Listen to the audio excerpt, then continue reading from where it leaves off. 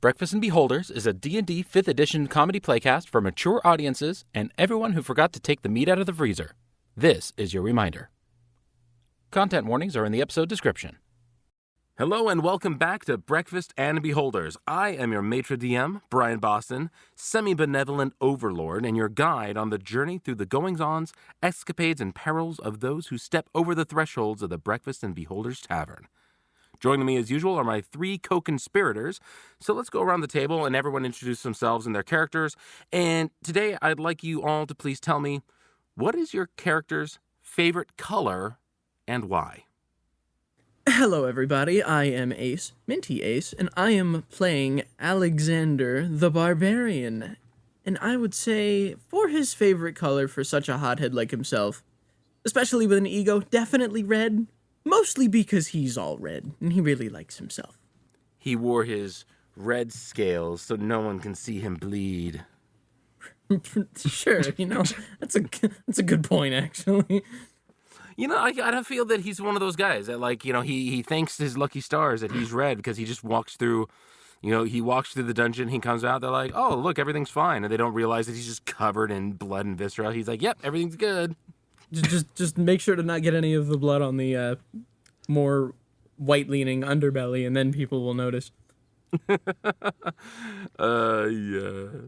I like how you also say, hey, this is Ace, Minty Ace. Da-dum, dum, da-dum, Let's pretend it was planned and not a fluff. Exact. Who's next? Hi, everybody. I am Benny, otherwise known as Baka Benny, and I play the group's rogue, Osborne. And Osborne's favorite color would probably have to be blue, just because he's kind of the cool, collected one, the calm, level-headedness, and blue kind of reflects that in him. Boo. And then last but not least... Hi, I'm Dodge Griffin. I play Gar Fallingglade, the perpetually scruffy and nature detritus-coated halfling moon druid. And shit, I completely mentally farted then. I'm gonna go again on that. I'm just gonna. You can, but just keep in mind, I'm gonna What's keep your favorite everything color, in. Gar? You're keeping everything in. That's not fair. What's your favorite color, Gar? What's your favorite color, My first Gar? attempt at it. My God. Fuck. Fine. Gar's favorite color. I'm gonna have to say it's gonna be green. I was gonna say, because it's nature, and it's good nature. It's healthy nature. It's the color of trees. It's the color of the grass when it's growing in its own environment, and it's not been affected by drought or blight or anything like that. It's just a good natural color. It's also the color of most of the skeletons that he pulls his clothes from. Yeah, God. that too. Grumpy Owl said it's Hey, fine. I Osborne? don't get this. He said it was fine. What? You and your owl. What does Osborne think of being the Zelda? Of the Is group. my question. Yeah, we have green, blue, and red. We have Courage, the wisdom, Link, and power. Zelda, and Well, Ganondorf. if that means I have the Triforce of Wisdom, I think that I'll go with it. You know what's really funny? This is really matching. We got the dumb courage kid, we got the one wise person, and then we have the power-driven barbarian. Oh, Gar. Like everything is matching so beautifully. Gar's wisdom, I think, is higher. There's no doubt about It that. doesn't matter. Okay, My listen. wisdom's terrible. I just beat things until I'm more wise than they are. All right, well, with all that done, let's jump right in on the next episode of Breakfast and Beholders. Once more, we journey past the crossroad gallows, through the treacherous marshes, and into the dense, forbidding woods. The darkness and mist close in around you before a violent storm descends without warning. Undeterred, you make your way further and further into the gloom until a light in the distance beckons you closer, and soon you again stand before the door to the Breakfast and Beholders Tavern. Your hand grasps at the old, creaky handle of the oak door. It yields to your touch, and in you hurry to discover there within the current guests. Alexander, the rash, chaotic kobold barbarian separated from his close friend and traveling companion. Osborne, the cautious yet skilled gnome rogue, accompanied by his psionic entity named Scandro, both on a time-critical quest for vengeance. And Gar, the halfling druid, hard of thinking and searching for a home long lost to him. Last time, at the gentle request of the tavern manager Falco, the trio of adventurers earned their stay by dealing with a very minor pest problem down in the basement, proving that neither rats, giant scorpions, or unyielding bedroom doors would be much of a match for this club of small boys, once they're healed back to full health, of course. All right, so let's go ahead and begin today's adventure. So last time we spoke, it was you guys had gone down. You have dealt with the rats in the basement and the giant scorpion, which turned out to be the real pest. The man in the green jacket gave you all keys to your room after Alexander almost broke his foot trying to get into his room without one. You've had a long rest, a lovely little sleep that y'all had. Full rest, so everyone gets their HP back, all spell slots. Gar, so now you have actual spell slots to use this time. Hooray! And everyone has their lovely little morning. Osborne, I'm going to kind of start up with you. Actually, in terms of when you would generally wake up, talking, obviously we don't have alarm clocks and all this. One would be the natural kind of inclination. Is everyone an early riser? Do you guys usually just sleep in as long as you possibly can? What's your routine?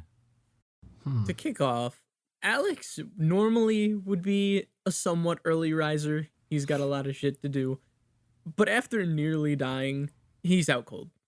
Someone's gonna have to wake him. Okay. That's fair. He's had a rough night. Gartholomew? You keep adding bits to my name that shouldn't be there. I know, but I like it, so I'm making it my canon. If you like it, then okay, I guess. I think usually I just wake up when I wake up, but typically I'm outside, so if there's daylight, I'm awake. Okay, but what if there's not, daylight? What if it's a big stormy day out? Oh, there's a big stormy day. Yeah, do you just generally just keep sleeping? A big stormy day, you find a cave, or you dig a burrow. Okay, but you're in a bed. So what I'm asking you is, do you wake up early or do you wake up late? This is a question that Gar hasn't thought of before. Is there any kind of rooster or anything actually waking me up? Nothing directly at this point. Okay. If you can't decide, you could roll con for it. You know what? That's true. I'll roll I it. do that for my players. We'll let the dice decide. Okay. Go ahead, roll your Okay, constitution. Okay, you're gonna sleep in. Oh, okay. Yeah, heavy constitution means not much is gonna wake you. I suppose. Yeah, it's true. Okay. So Osborne, in general, are you an early riser or are you someone who sleeps in? In general, he is not an early riser, but Scandy usually does not let him sleep past the crack of dawn, much to his chagrin. Fair enough. Well then, Osborne, you'll be the first one of the group to awake. You're going to be awakening. You're going to be awakening to the not only the sound of rain against the window and a continuing wind outside of the tavern, but of a soft tapping against the window. And when you finally wake up, you're able to look over and you see a sight that you've seen many times, but that hardly anyone else ever has. And that is you get to see Scandy. Scandy, which is, for everyone else's record, not his fucking name. No, it's his name. I'm trying to remember. Scandro. Scandro. Yeah, thank you. And so you actually see Scandro standing at the window. Now, one thing that's always weird about Scandro is he's got first of all, he is made of kind of the pinkish, purplish, translucent, semi-translucent light that is similar to your dagger. In fact, it is that same dagger that is currently in his hand, tapping gently against the window. He's got a face that is kind of like trying to remember the face of a friend, where you can't quite remember if their nose is crooked or straight, and if you don't quite remember what their eye color was or where the freckles on their face are placed. It is you remember his general visage, but it's very kind of hard to pick up details of his visuals. He seems to be some kind of either human, half-elf, some normal-sized gentleman with long hair, but again, all the details are very kind of blurry. And he's standing at the window, tapping, looking out into the storm. Even after last night. Okay, fine here. Scandra's gonna just lift his eyebrow and look over at you. Even after last night. After last night, I would think that we'd be leaving this establishment as quickly as possible. The bed is comfortable. I just wanted to sleep. The White Raven is due to be in New Niren for only a week. If we can't find him before he leaves, then his entire journey was for nothing. How far is Nearden? I've never even heard of it. New Niren was supposed to be not so far from town, but we ended up traveling for nearly a week. Oh, yeah. That was probably Because my bad. someone drove us around in circles, yes. Someone forgot to pack us any food, yes. Someone didn't think to just get on a horse. A horse is scary. Horses Have you aren't ever fishes. been kicked by a horse, Scandy? Yes. Not fun. So what do you suggest we do? I mean, it's a storm out, and you want to go back into the. Well, you don't really feel the weather. How do you think I feel about this? Afraid? That's not the word I would use. Coward? Also, not the word I would use. Uncomfortable? That's Are a you better word. That's a uncomfortable? better word. Ah, fantastic. No, I've been looking at this storm. It's too rough to be going out. We would actually be risking life and limb trying to get through in this weather. Well, you said what, another week? So, once the storm blows over, I guess we'll just pack our things and get on down the trail again. In the meantime, perhaps it would be wise of you to procure us some actual travel ales. Some food, a tent maybe, Yeah, a horse. I think I could do that. I'll go find out. You do that.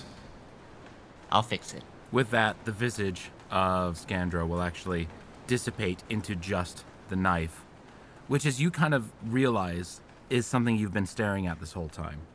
It's a very strange feeling whenever you see Scandro, because you can't tell if you're looking at him or if you're looking at the knife in your hand. He would sit at the edge of the bed, quiet for a few moments before putting on his boots, grabbing his coat, and going to walk out into the hallway to see if there's anything stirring in the rest of the inn. Downstairs, you do hear, not what I would describe as commotion, but there is movement downstairs. You also hear what I'm going to describe as a loud snore coming from one of the two other bedrooms. Okay. And those are the only sounds? Yeah, that and the definite storm that is still raging outside. Okay. Well, in that case, I think he would go downstairs first. Like, he knows that he always gets up early. He's not going to expect anybody else to be up that early. Okay. And So, go ahead. I was going to say, he's probably going to go up to the bar and see if the innkeep or if anybody is around for the kitchen. Absolutely. Once you get downstairs right away, you turn towards the bar, and there is someone new behind the bar that you haven't met before. This person standing behind the bar is a half-orc, standing very tall, very strong, but he's got a very strange thing about him in that he is not, like many of his kind, scarred. His complexion is actually very fair for a half-orc. He is wearing a black shirt with the sleeves rolled up, showing off his muscled arms, and a white vest and pants with a green bow tie. And he's standing behind the bar, wiping down the bar, which actually is much cleaner than it was yesterday. All of the bottles that are standing behind him and the bar itself and all the stools have been wiped down and are much more pleasant to the eyes than they were when you first arrived. He would probably walk up and just Oh, Good morning, young master. cool bow tie. Thank you. He adjusts the bow tie a little bit. It is uniform. Big improvement over the other guy. Oh yes, Falco is not. He's not a bartender. Oh, He is the maitre d'. Falco? He is supposed to. He's supposed to organize all, but no one was here to organize, so he was a little overworked last night. Oh. I have a quick question for you. I have a quick answer for you. Is there anything that we can get for breakfast? Absolutely. Jack can cook up in the kitchen, and I can cook up in the bar. What would you like to drink? Coffee? Strong coffee. I give you medium coffee. Okay. Gnome style. All right.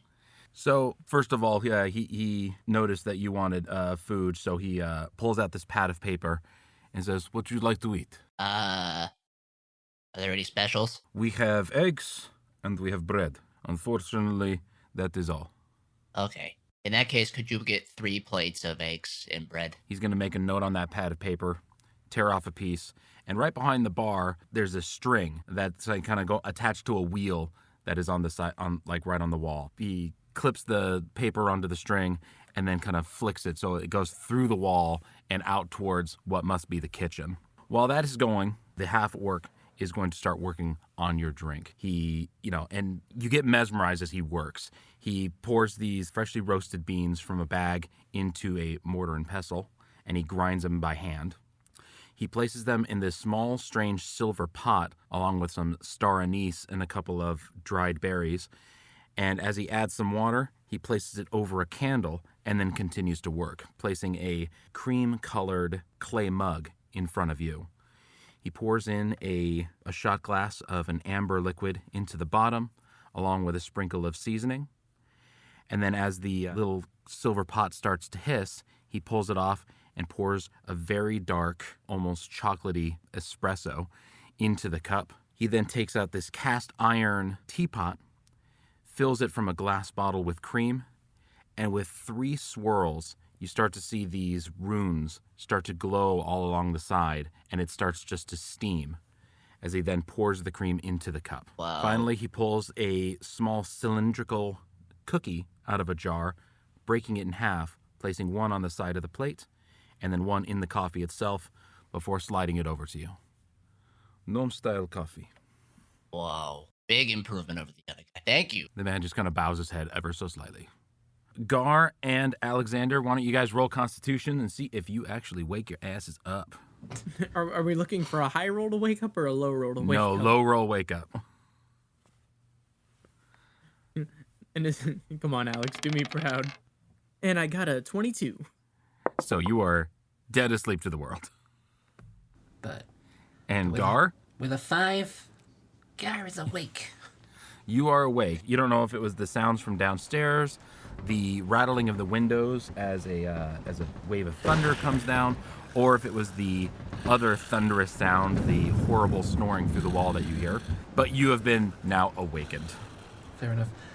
Gar will disentangle himself from where he's pulled the sheets and pillows off the bed onto the floor, because it's mattresses are weird. They're not like sleeping outside. So he'll pull himself out of the little nest he's made on the floor and stumble out of the door, following the sounds of things happening. Yeah, I'll head down the stairs. I think I left my cape and my cloak and things in the room, but we're staying here and it's stormy. I don't really want to go outside, so yeah, I'll just go without for now. Down to the bar. Okay. And at the bar, you would find Osborne nestling a freshly brewed cup of coffee. And you would also meet the bartender. Good morning, young master. Oh, good morning. I'm gonna roll the same athletics check we did last time to see if I can get up onto the stool. That is an 18. I'm gonna ascend the stool Yes. just fine. You've conquered Exactly. the stool. Still a wobbly stool. A cleaner stool, but still a wobbly stool. Okay, But you're able to get up without falling over. sure. Okay. Oh. All right. What would you like to drink, young master? Do you have water? We do have water. I will have water. The coffee is really good. People usually say Gar don't have coffee because it makes you hyperactive, so I'll just have water, please. Absolutely. So, I mean, very, very simply, the man would pull out a beautiful crystal cut glass, so a very nice glass, and then a bottle of chilled water that he would just pour for you and place right in front of you. Very clean, very, delightful water there. Oh, thank you. You're very welcome. Next time, I recommend the fairy milk. Oh, okay. Next time. Next time. So, as the bartender begins to get back to classic bartender idle animation, which is him cleaning a glass, the door to the kitchen would be kicked open, and Jack would stumble out with a large tray of steaming plates of food. He goes over to the bar and lays it down, and then passes the food along. Each of you is given a plate of what can only be described as poorly scrambled eggs, with thick slices of cold bread that were torn with the still cold butter that was attempted to be spread across them. Oh. Thank Yeah, you. this looks really good. Thank you. You're welcome. Go back to the kitchen. Are you Oh, okay? she's still out to, clean and stuff. I'll be right back. Thanks. And then Jack will run off. Okay, bye. The bartender will give a little bit of a sigh. The boy's overworked. Clearly. So, you have 3 plates Well. of food out in front of you. Unfortunately, your other, he's not even really your companion, but the other patron of the tavern has not quite joined you yet. Hey, Gar. Yeah? Did you hear the other guy walking around when you were up there? Which other guy? Alec. Oh, no, I heard a lot of snoring, and that usually means don't bother me, I've learned. Yeah. I mean, I'll be Okay. right back. Unless you want to come with me. I'm gonna go check on him. you want me to come with you? Unless you want to sit here and eat, I'm not gonna make you. Do you want me to come with you? Sure, Gar. Okay. These are decisions that I struggle to make by myself. It's a gobble. This is why we need a leash. What? I'm sorry? What? What? No, I just, Okay. As they ascend the stairs to check on the slumbering beast sounds from behind door number 3. Accurate. So the two of you can go upstairs. You would find, the 2 of the doors are slightly ajar. That would be your and Gar's room. And then the third one, you hear of what, could honestly be mistaken as a monster. But as everyone knows, is actually just Alexander snoring.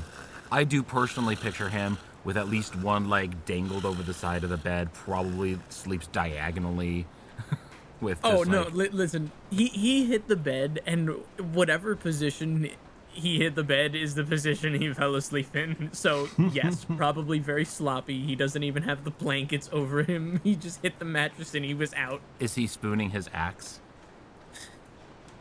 Would that make you happy? I'm a little bit. I Will just this imagine please that- you? I just imagine, Alex might be one of the people. He either just tosses his axe aside and it's just on the floor, or he just falls into the bed with the axe still in his hand and he just sleeps with it. The arm dangling over the bed is still holding the axe, which is partly embedded into the floor. Nice. All right. Why don't you guys, I want you to give opposing. Osborne, give me just a straight strength check. This is going to be your knock check. And Alexander, give me an opposing Okay. constitution save. I want to see. That's Oh, an that- 18, so Oh, not a that's bad knock. That's a heavy. And I that's got a cop 15. knock. Okay. You do not want to wake up. You are very soundly asleep. However, this is a knock of a policeman at your door. This is a. Alex! Fuck off! Alex! We got you food. You would hear shuffling in the room, and eventually, step, step, step, step, step. Door handle twists, slowly opens, only a few inches, just enough so you can see Alex's left eye glaring at you. Where's the food? Oh, it's downstairs. You didn't bring it up? No. Oh, you're just a miserable lot, aren't you? And then he's gonna shut the door again and just go back to bed. All right, Gar, it looks like we have seconds. Okay. Wait, I apologize. Door flings back open. You were supposed to fight me. You were supposed to insist. Damn it! Ugh, fine. So, you all head back downstairs, and now Alexander gets to meet the bartender, along with a plate of poorly scrambled eggs, cold bread, and torn with cold butter attempted to be spread on the top. I feel like Alex walks over to the stool slowly, sits in it. He rubs his eyes, and then he looks down at the food. Wow, this is shit. Yeah. Unfortunately, Little Jack is not quite a good chef. The bartender's going to place a glass in front of Alexander. For you, young master, what to drink? That might be a little too early in the morning to have ale right now. You got any coffee of sorts? Oh, their coffee's great. Or is it now? We have coffee. We have halfling style, gnome style, and dwarven style for hair of the dog. Yeah, let's do the dwarven style, please. Dwarven style, he's going to kind of look you up and down, kind of the same way that he did for Osborne when he told him not to make it dark, but to make it medium. And he goes, yes, I make yours dark. Good. Very much the similar to Osborne's, grinding up the own beans, making it the thing. Instead of the star anise and berries that he put into the first coffee, he's going to be putting some cardamom into this coffee. He gets it brewed up, and it just 3 shots of espresso in this cup, a bit of hot water, and a couple of shots of very dark liquor and white liquor, so a little bit of both. Yours gets no garnishes, is just placed out in front of you, nice and black. Enjoy. Alex picks it up. He inhales the smell, and he kind of looks up at the guy. And it's very aromatic, actually, because of the alcohol. I fucking love you. And then he's downing the entire thing. Oh, Like a slob. roll me a constitution. Is this a This is Here we go. this is dwarven style, and Is this a check or a save? give me a save. That is a 17. Okay, you did actually handle your dwarven style coffee, and because of that, you'll actually receive, for the next few hours at least, you're going to receive advantage on your constitution saves. Ooh. The drinks at the bar here, the heavier the drinks, the better the bonuses you might receive. Interesting. So the dwarven style coffee, it is spicy, it is bitter, and it is strong. It is strong in caffeine, it is strong in alcohol. It is a great drink. Not one for most early in the morning, but good for Alex. Alex just chugged down a liquored up Americano. Yeah, pretty much. But like a triple espresso Americano. All right. Out from the kitchen comes not Jack, but the man in the green coat, who has now been introduced as Falco. Angry glare. God. Oh, good morning, mine guests. Good morning, good morning. And how is your breakfast so far? And he's going to walk by and he's going to pat Gar on the head slightly. Coffee's good. The bartender is great. Cook's a little less to be desired. Oh, as I said, our bartender is absolute fantastic. He just does not deal with pests, you see. So since you were able to take care of the pests, thank you, thank you, thank you. Now we have a wonderful bar back and open for us. Thank you so much, Yorgos. Yes, sir. More glaring. Oh, is there something problem, young master? He sips at the drink, but by now the cup is empty. There's nothing left in it. A very large muscled hand slowly goes past your head and pours more coffee into the cup before retreating. His other hand I gives love a this thumbs guy. up to the bartender. Falco is going to he bridges his fingers together in front of him and just kind of, imploring for you guys. And he goes, you see, we have a wonderful establishment here. Unfortunately, it is very run down, as you see. Unfortunately, the help that I had, they had all gone away because of the pests and the lack of customers. But now that you're here, things will be getting better, yeah? You're enjoying your drinks. You're enjoying your, he kind of like gestures at the breakfast in front of you. Unfortunately, our chef has not quite yet returned. She has been trying to prepare for a party that was meant to be happening, but we might have to cancel. Oh. Huh. That, like, more pests? I'm not anymore. Oh, I'm so glad you asked. And, For the good of your health, say no. there are no more pests. No. You've taken care of pests. However, you see, the big party was supposed to be happening upstairs today, but the feast that we were able to prepare is we have no more large. We could not get deliveries because of the storm, you see. See, we're supposed to have deliveries of much food for us to cook for a feast. So our chef, being fantastic as she is, Nana is amazing, she went out to find a feast out in the forest through the storms. She is fantastic, you see. But unfortunately, she has not quite yet returned, so we have no one in the kitchen. Alex at this point is going to stand up. Are there, like, windows within eyesight? Yes, there's windows all along the front, which look out to the road. Alex will immediately point towards one of the windows. You see that thing going on out there? You're talking to the storm? You know, the torrential downpour. Yes. Yeah, that one. By any chance, was this, lovely lady, I don't know, a fucking orc or something? 'Cause, no offense, but, you probably just sent her on a suicide mission. Oh, she's a dwarf. She's very hardy. I know, I wouldn't want to walk through that at least.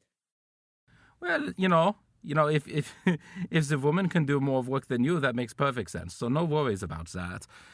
Oh, is it a competition now? Sips coffee. Sips water. Do you think I can't do it? And at this point, Alex, both hands are now on the table.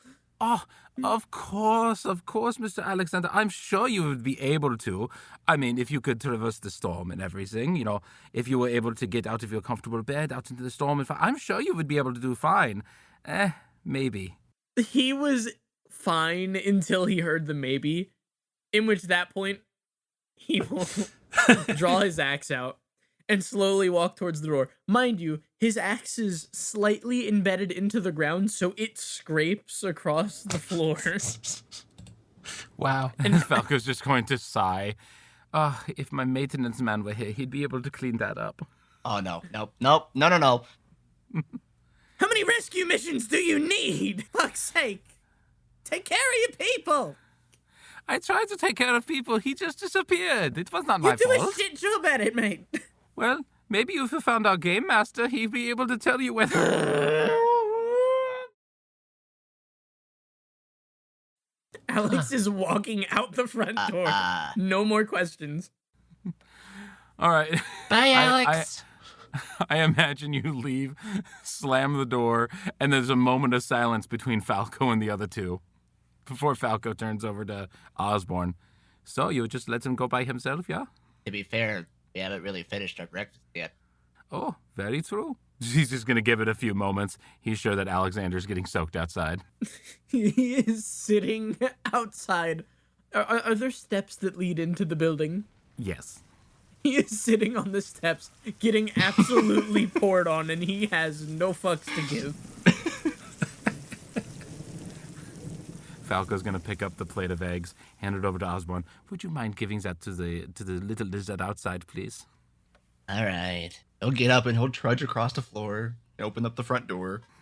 As you start leaving, Falco is actually going to kind of nudge Gar out towards the door as well, just kind of hinting him just to go. Yes. Go? Yes, go. Follow. Oh, okay. Gar will climb down the stool and follow Osborne towards the door. Brilliant. As you all finally head out and to find Alexander wet on the steps, the door will slowly close behind you as Falco just kind of closes the door. Huh. Wish I hadn't canonically left my cloak and other things upstairs in the bedroom. But okay. Basically, Gar is just in his pajamas. No. I mean, Gar doesn't have pajamas. He just has... They're rags that have been sewn back together multiple times. Clearly Yeah, but clothed. he sleeps in them, right? Yeah, he sleeps in them. So yeah, okay, yeah, they're pajamas. So yeah, they're he's in his all pajamas. they're all weather clothing. that were clearly made for somebody else of a different size. Oh.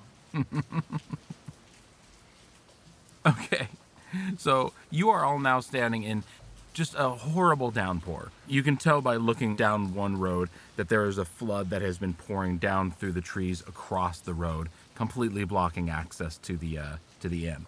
But straight forward into the woods is relatively clear, if not completely muddy and wet. Where are we going? Alex, quick question for you. Quick answer. Do you want your eggs? Yeah, that'll be nice. I would like to imagine what that, like, must as now he be hands wet the plate over, like, the eggs. wind and the rain just kind of blows everything off the plate. Oh my god. Hold on a sec, I'm rolling for wind. Damn it. Rolling for wind. Osborne, as you hold out the plate, the wind picks up. And so all of the eggs that Alexander was just about to finally get to eat blow off into the distance, leaving a plate weirdly clean as the rain just completely just washes it for you. Eddie, do I have permission to do something very stupid? Of course, you always have permission to do stupid things. Can Alex bite the plate? Alex may bite the plate. Alex is biting the plate. It is a very strong plate. Roll me a strength. Oh no. A munch check, if you will. Give me a munch check. A munch check. A munch check. I got a 10. It does not. You're just kind of nomming on a plate. You're just kind of gnawing at it. It doesn't even taste like eggs. It really doesn't taste like eggs. Okay. Well, we've all had our breakfast. Now, where are we supposed to go? You know, that's a good question. I was more just out here. He didn't really give us directions. Oh, he said the woods, right? I mean, well, fucking look around, mate. There's woods all over the place. There's only woods in one direction. So the way that this is really set up, if you were to go in one direction to follow the road, you would end up in a flooded road. If you go the other direction down the road, you'd find a flooded road. So there are woods directly in front of you. Behind the place is a lake. So there's only one place where you can actually go. Mm-hmm. And could I potentially roll a perception check to see if I can find any tracks? Absolutely, you can. Actually, make that would be a survival check. Okay. That is a 15. That is not a bad survival check. Okay. While most tracks and everything would be completely have been wiped out by the rain, there is one set of very thick, deep tracks that lead off into the woods, certainly. And they were left by someone with very large feet, large boots, so they're easy to follow. Well, I think I found out where we're supposed to go. I feel like there would be a moment of silence before the comical, not literal light bulb appears above Alex's head. He just had a revelation. He turns to Ozzy. Are we doing this for free? Wait. Alex stands up, walks back into the bar. Just Roll me a perception. oh no, I need to roll perception. I got a natty 20. 22. Okay.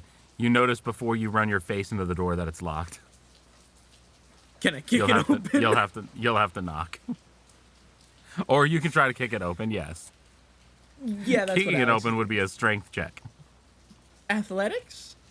Athletics, sure. I'll go for athletics. A 7 thing. What is with you indoors? I'm going to count that as a 1 damage to your poor little foot, and I'm going to count that as a knock. The little curtain on the front of the door kind of comes open, and you see Falco kind of looking out, looks down to see you guys, and then he finally opens up the door, He goes, yes? What are we getting out of this? Better food? So you're telling me you're trying to send me into a storm, me and my mates, not just me, trying to send me and my mates into a storm, potentially dangerous, into woods we don't know, for food. Nine. I said that we had our chef was out in the woods. And you said that you would be able to help her out. And then I said that I didn't think you'd be able to. And then you walked out on your own. Okay, listen, spite's a different thing entirely. You don't fucking talk to What am I getting out of this? What do you want out of this? Is it good food? The best food around. He looks around, noticing there's no other buildings around. Yes. Oh, good. It's better than the fucking dirt. How lovely. Charming. That's reassuring. Dirt can have nutrients in it. How about this? We'll go get your chef. I want a drink after this. Another one. Because previously I recall being offered 2. Now I've only been offered 1, if I recall your statement. I had offered your group 3, and now you've had 2, Yeah. and I will add another 3. Vegetables grow in the dirt. I'm very easy to persuade. Sure, why not? It's very good, very good. You go get my chef. I make sure you get more drinks. And dinner will be on the house. Gar will raise his hand. Not like that. It will be on the table. Oh, It will be free of charge. Oh, good. Okay, because I was going to ask if mine could be on a plate instead. Yes. Okay. I understand what you were going to say. Okay, good. He's going to reach out and pat Gar's head one more time. Very wet head by now. Yes. Very wet, mossy. Yeah. He's going to go wash his hand. Yeah. It's going to be like Well, cheap what are we waiting cheap for? hair dye running down Gar's face. Cheap Green, hair. green What are streaks. you, Rudy Giuliani? Nah, political humor. Falco is going to just give you a short wave goodbye and close the door once again, which this time you hear very, very clearly lock behind you. Well, I can't believe I just let myself get convinced to go into a shitty forest in the middle of a storm for a fucking piece of ale.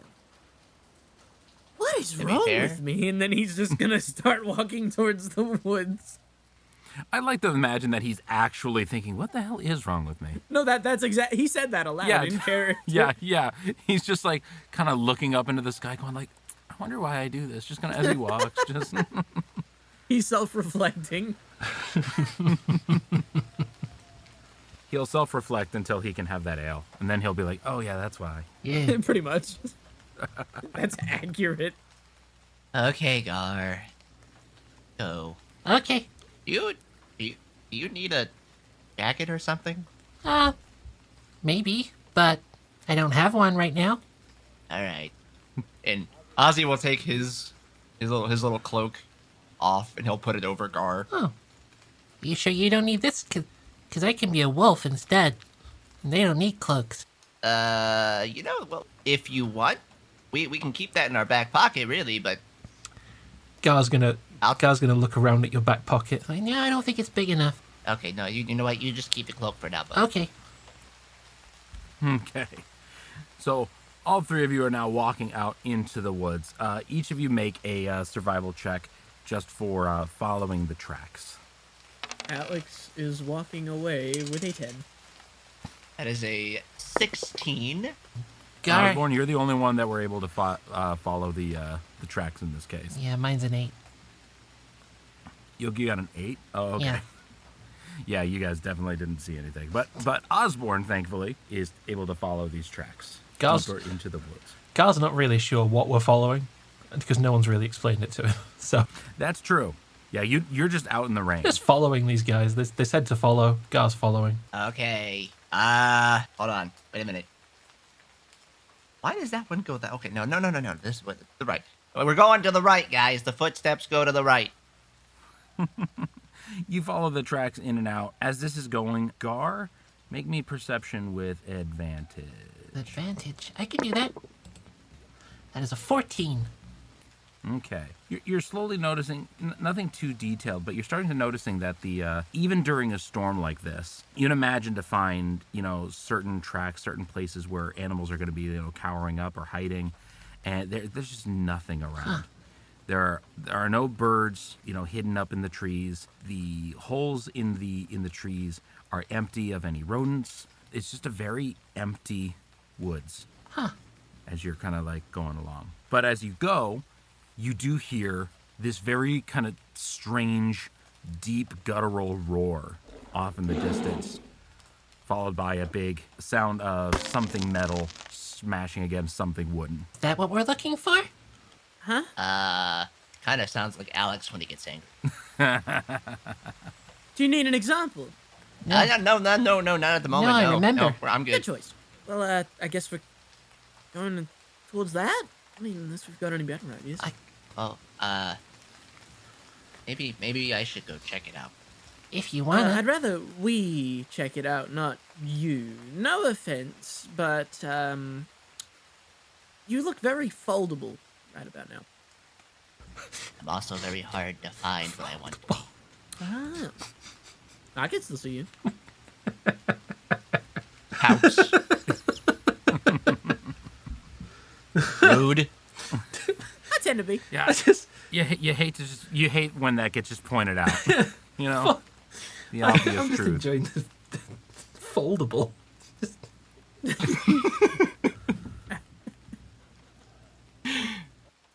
Okay, fine. And Osborne is going to just start walking off in the direction of the sound and go off behind a couple of the trees and try to, crawl his way up through the underbrush towards it. Okay. So are you sneaking?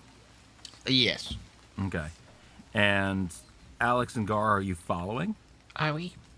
Should we follow? Can I first make a perception check solely to track Ozzy out of spite? Yes, absolutely. You'll do opposing. So Osborne, go ahead and make me a stealth. Alexander, go ahead and make me a perception. That is a 24. Damn it, he's gone. I got a 9. Osborne disappears. He does a roll. The first thing he does is he gets low to the ground and he just kind of rolls over, and the mud and everything kind of picks up onto his cloak, and he just fucking gone. He was. Oh shit, he can vanish. He pulls a straight up Predator. Rambo 2. He's just gone. Do you think we need to go after him, Guy? I generally don't. Okay, how about this? I'm Let's- actually imagining just the practicality of just doing that roll and just be melding into the mud like that. It's actually kind of cool sounding. All of the loose leaves and twigs get picked up in the mud. And it just Exactly. shuffles And then it along just the kind of forest floor. slowly wiggles, and you're watching it, and you think that he's like, okay, he's just wiggling, but he's still there, and then all of a sudden you just go and you poke it, and he's just gone. It's just a clump of weeds. Like, what the I mean, fuck? that's generally how I do it, but I don't disappear. Yeah. How about we Yeah, at you just- least go to the tree line so we're not getting soaked? Okay. So you guys are going to be standing underneath a tree in the middle of a lightning storm. So that's Yeah. good. It matches your intelligence level, so I'm not going to. See, that's the problem with Gar. He's not very smart, but he is very wise.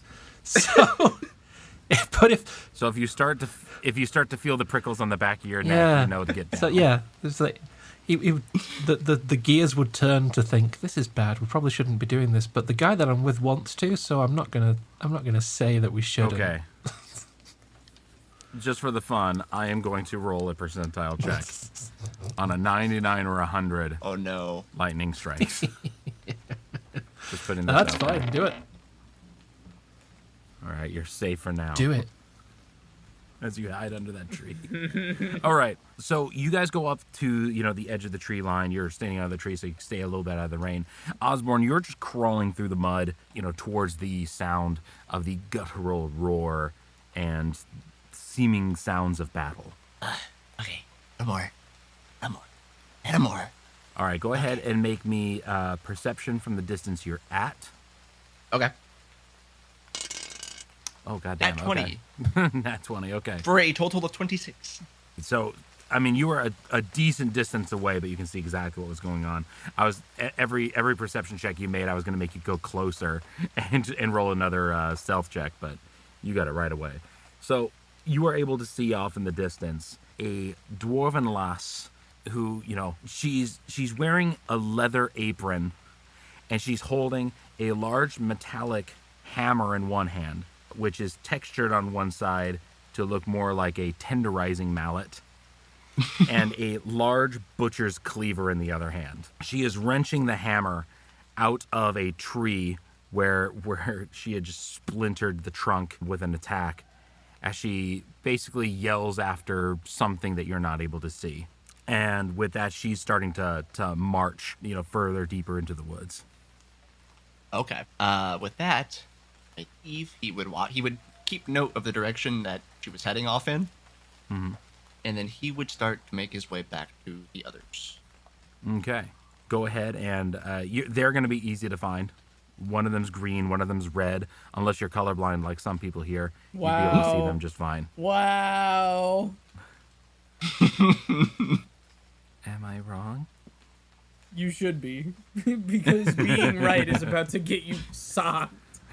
Wait, are we the same color to you? Alex can see colors. It is Alex's player that cannot. So all of your fan art is just going to look like you two are the same shade. No, I just need to put on my colorblind glasses whenever I need to play in character. Oh, which one's me? Which one's God? I don't know. Our only distinguishing features are color entirely. So you were able to catch up with your friends who are all standing underneath a tree. And as you stand up, it only takes a few moments for the rain to wash all of the mud and muck off of you to be just a nice clean state. Huh. Okay. 1 second. Short breath. In a second. Okay. So I think I found him. I think I found the cook. However, I did not find whatever made the loud noise. Huh. Are you saying there's I already expected something to be in the woods. It's just, I thought maybe we could have had a peaceful stroll in the rain. And I guess not. Well, the cook looked like she was really angry, for one, and she broke a tree. Maybe she saw how bad the eggs were when she's not there. That could have been it. I'd say so.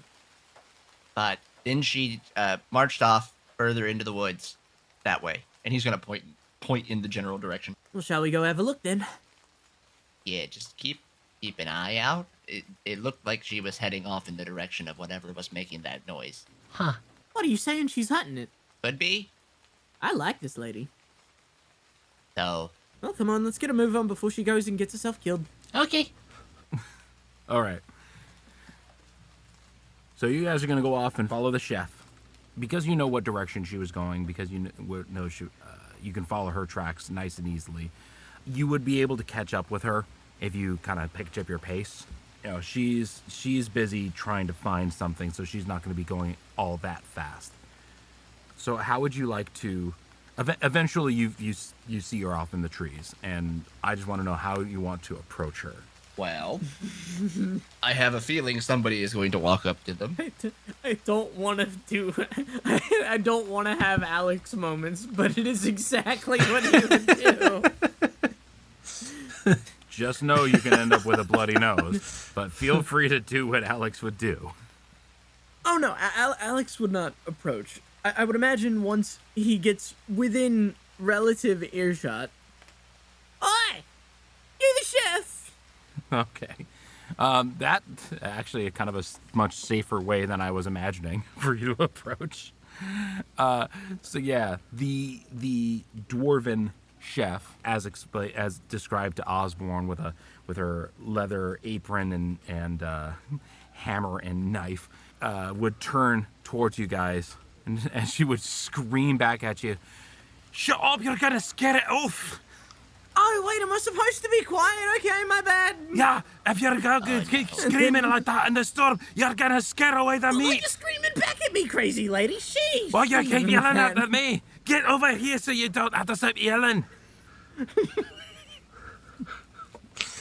Alex is going to nudge Ozzy.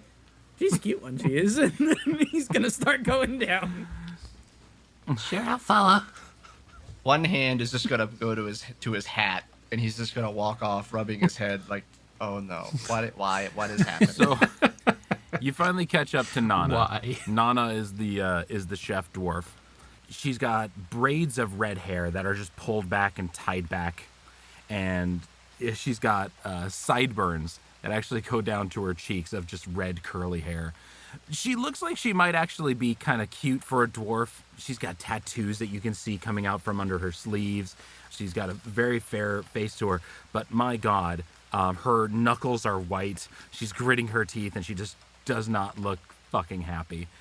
As you approach, she sheathes the butcher's cleaver into her belt behind her, and then reaches out a hand towards, hold on a sec, towards Alexander. Alex will more than happily, respecting the toughness of this little stout lady, he will happily reach forward and shake the hand. Make me an opposing strength check with her. Oh, hell yes. Okay, she's rolled a 19. She's got the +3. And this is a strength check, not athletics. Yeah, just a strength check. 16. Oh, she actually squeezes your hand tighter than you are able to. She's a strong lass. And she just goes, "The name's Nana. Trying to find out some meat over here for the party." Well, I hate to bug you in the middle of your solo operation. Mind if we help out? I mean, frankly, we came out here for food anyway. Well, really, we came here to get you, which means get the food. But, win-win. Well, I'm a chef, not a hunter. So I wouldn't be able to find this thing for the life of me. I keep running into it. I get up to it to attack it, and it runs off. I don't know how to find this thing. She's out of breath. She's obviously been trying to hunt this thing for a while without success. Question. Nana, nice to meet you. Nice to meet you as well. She holds out her hand. And Ozzy will put out his hand. Make an opposing strength check. Yeah, this isn't gonna go well. A nat 1. She hit it at 20. Ozzy's hand is You just do crushed. feel a sickening pop, and I did roll 1d4. You take 1 damage. As you, just the squeeze of her hand pops your wrist, and in an accidental, nearly fracturing way, completely. It was a mixture of her just nice firm grip, and you had slipped poorly as you tried to limp wrist it into her hand. Grip. And she's just, Do you know what we're after? I like this woman. You're pretty cool, Nana. "Thank you. You're pretty cool yourself." She kind of looks you up and down a little bit and kind of raises her eyebrows a little bit. And then she's going to turn back to Osborne. "I found a moose. I was trying to find some wild boar around here, but then a white moose came out of the woods and stared me down. There ain't much meat out in these woods at these times, but I know that a moose like that be able to feed a party no problem with leftovers to spare. Huh. That's a pretty good He's idea. this little one." She's going to look down at little Gar. Oh, hi. Hi, I'm Gar. She's not going to put out her hand.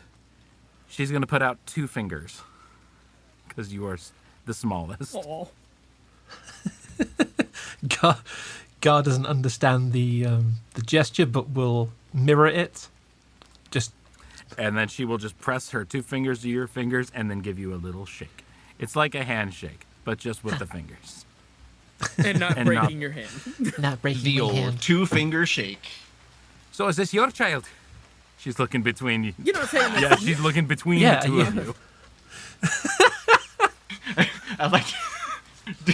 Do they make eye contact? Yeah, Roll are you my flirtation. dad's?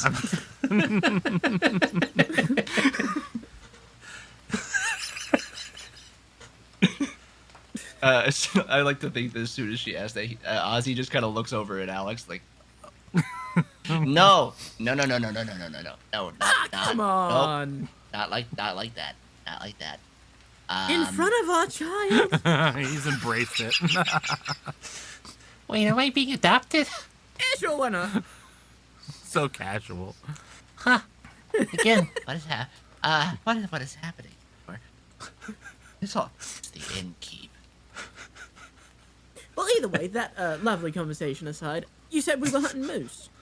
Yeah, I was sitting here looking for boar, and this great white moose stepped out from the trees. I've been trying to chase it ever since, but it keeps running me around in circles. Moose. Could you do me a favor and point to where it last went? At least to your knowledge. Obviously, you don't gotta be exact. She just kind of juts her head off to the side. I think it took it that way. All right. Come on, lads, let's get a move on. Moose is pretty Okay. tasty anyway.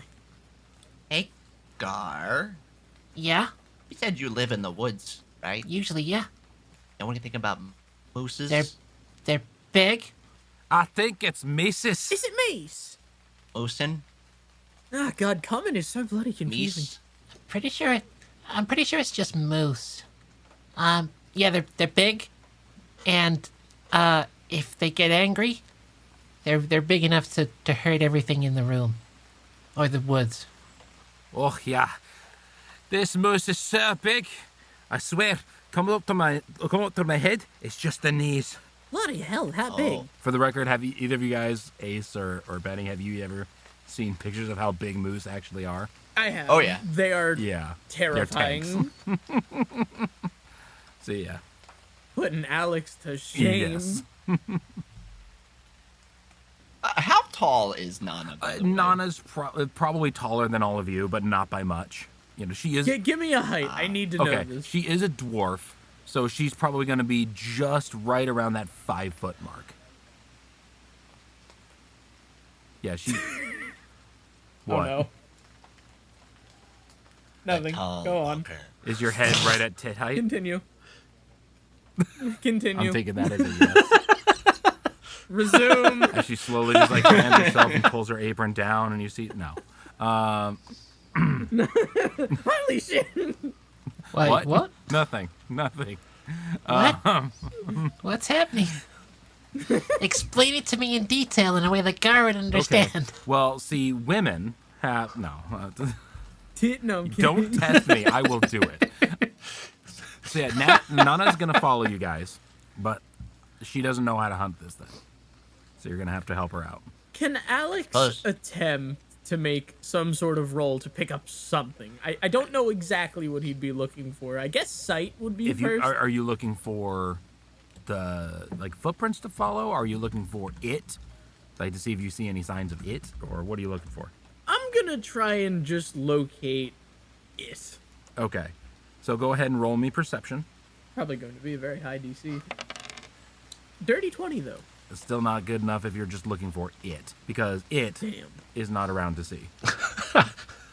Ah, Well, you weren't kidding when you said it ran off. playing to its Went pretty strengths. far.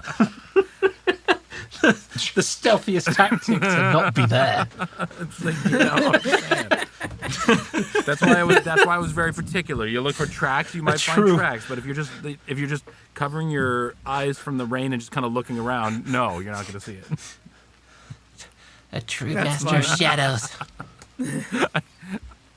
I can actually learn really from this thing. I really Well, do I'll like tell you Gar's what, whole thing. Just the mastery of being hidden is just not being there.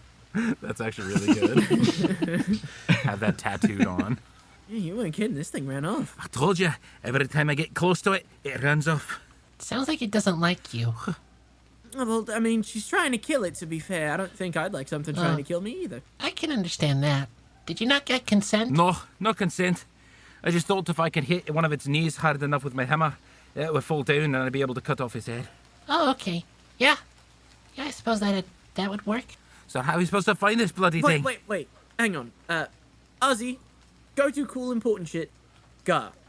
Yeah. Did you just say... Did you just say that you wanted the thing's consent to kill it? Well, no.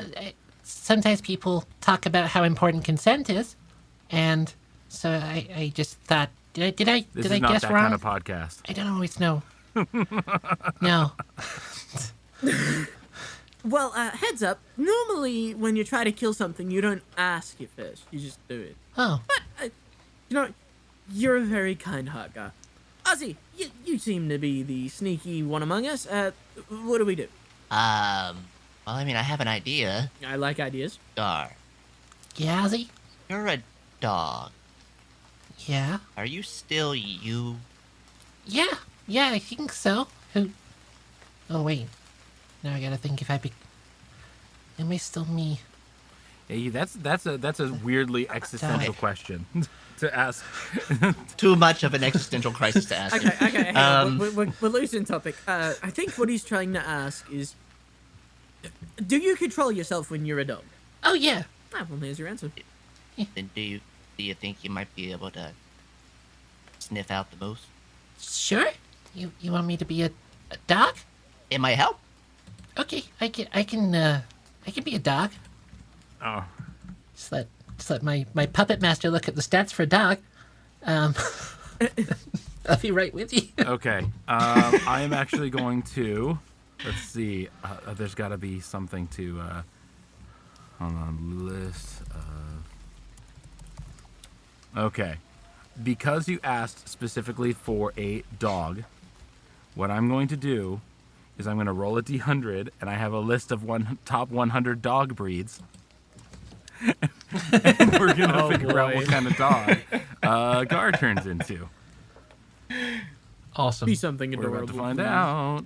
All right, let's see. All right, that is a 68. So I need to scroll down here for a little bit here. Oh, you actually got something pretty decent. You actually got an Irish Wolfhound. Yeah, that's actually pretty decent. Ooh. It was right next to the Welsh Corgi. You were so close to getting Corgi. Oh, okay. A strangely fitting a diminutive dog for a tiny person, but okay. Irish Wolfhound. Okay, no, that I love this mechanic, by the way. Thank you for bringing it into my life. So yeah, the air's gonna ripple, and in a shower of leaves and grass and seeds and dry twigs. They're not very dry. Instead of where Gar was, there's wet leaves, wet twigs, wet grass. There's now a wet, grass-stained Irish Wolfhound. Who stands far taller than both of you guys. Irish Wolfhounds are big. Yeah. Is it just me, or is it weird to look up at Gar? Okay, Gar, I don't know if you could speak common anymore. Ooh, hold on. Actually, think of Gar, this- go ahead and roll your Yep. your 50-50 shot. My 50-50 shot. Well, it's gonna be a 30-30-30. Oh, that's right. Because That's right. Because so go ahead. Yeah. I'm gonna say 1-2 is Osborne, 3-4 is Alex. So it's only Nana that can hear you. So I got a 6, yes, and Nana will hear in her head. Yeah, it's still me. I can still talk, but it's just in people's heads. Oi, the dog's talking to me. She's talking to me in my mind. That's kind of creepy. That's great. That's useful. Brian, Yes. may I expend one of my psionic die to activate psychic whisper? Yes, you can. So as you do so, Scandro is standing behind you. No one else can see him. And he is able to pick up the thoughts of other people around you. And he's going to be translating. Correct. And relaying now, that messages. ability, does that allow other people to be connected as well? It is just to me, unfortunately. Okay. So yeah, so Scandro will be translating. So anything that Gar is saying currently, unless he rolls again, is going to be heard by Nana, and then he will also explain it to you. Now, does it have to be on a like a single creature or anything? Oh, I'm sorry. It does not use one of the die, but it can be on any targets that I can see. Any number of targets? Up to a number of creatures equal Okay. to my proficiency bonus. So who do you want to listen to? So that would be up Okay. to 2 people. So I ask again. And with that, I'm going to select Alex and Okay. Gar. So any thoughts that are going through Alex and Gar's heads, you'll be able to pick up. How many times a day can you do that? Or what's the limitation on that? The first time after a short or long rest does not use a die, and then after that, it is as long as I have a psionic die to Okay, spend, I cool. can spend it. And it lasts for 1d6 Go ahead and roll. hours. That is 5, so 5 hours. Oh, yeah, there's going to be plenty of time on there. So, yeah, Gar, you are now permanently picked up by Osborne, at least for the rest of this little bit. And Alex, good luck with your thoughts. You are not alone. So if say, Alexander at this point has some internal thoughts, I'd like to hear them because Osborne knows what they are. Okay. Well, first, thankfully, you did not get in his head 20 seconds With ago. Nana. Before he was. But now what you hear in Alex's mind is, he'd make a good mount. I should ask to ride him. I should. I totally should. Hey, Gar, Yeah? can Alex ride you? Yeah, sure. Are you going to tell him, Ozzy? You know no one can hear him, right? Oh, no. Just good to know. Walk on. Good to know. Walks away. You cruel bastard. I love it. Okay. So are we just heading out? What's going on? Apparently so. I think we're gonna follow the lead of Doggar. Doggar will Make perception with advantage. Make. Is it perception or is it? Oh, it'd be perception again. Just, Yeah. we're fine and Duh. stuff. Yeah, that is a 17. Okay. And given that you are going off of the smell and not the sight, you will be able to pick up the trail of this of these moose. So we got a path on there. We got a trail. Gar, you are willing to let Alexander ride you, but Osborne, you're not telling him that. So continue your trek. You're all sludging through the muck and everything on your way through a moose. Anything else you guys are going to do prior to finding the moose? I don't think so, because I'm just finding the moose.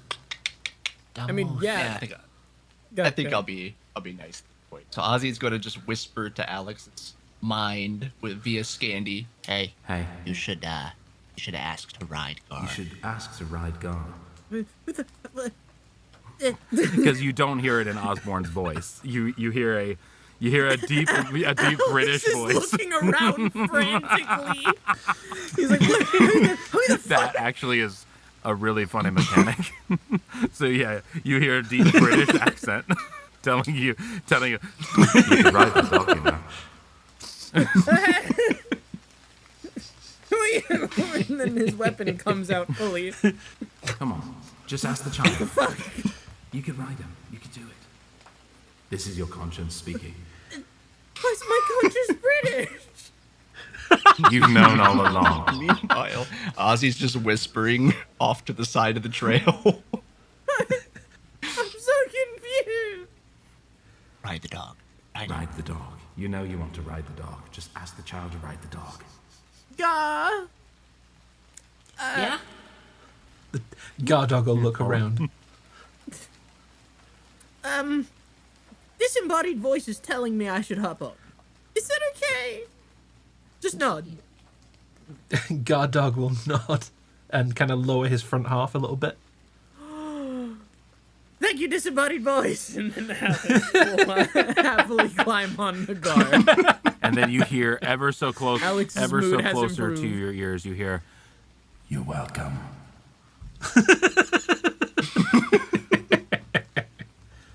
I like this voice. All right. Yeah, the fur is just as grass stained and full of leaves and crap as Gar's hair. And it is. actually kind of works with an Irish wolfhound who has very wiry, tangled up hair. So it actually works very well Yeah. for Gar. It's just big. All right. Now, Alexander, you get to stay out of the mud. Yay. Anything else, gentlemen? Lady. Lady's my character. Gar. I think that's it for now. We're kind of just following the lead. All right. Yeah, I'm following the moose salmon. I'm going to hold your Carrying perception. Yep, a I'm going to kobold. hold your perception the whole time until you do come up across, eventually, a small clearing of the trees next to a flooded path. It seems that this moose, which you are now able to see off in the distance, was going to try to cross over, but it is kind of pacing across this flooded pathway. The moose is very large, as we all as players know.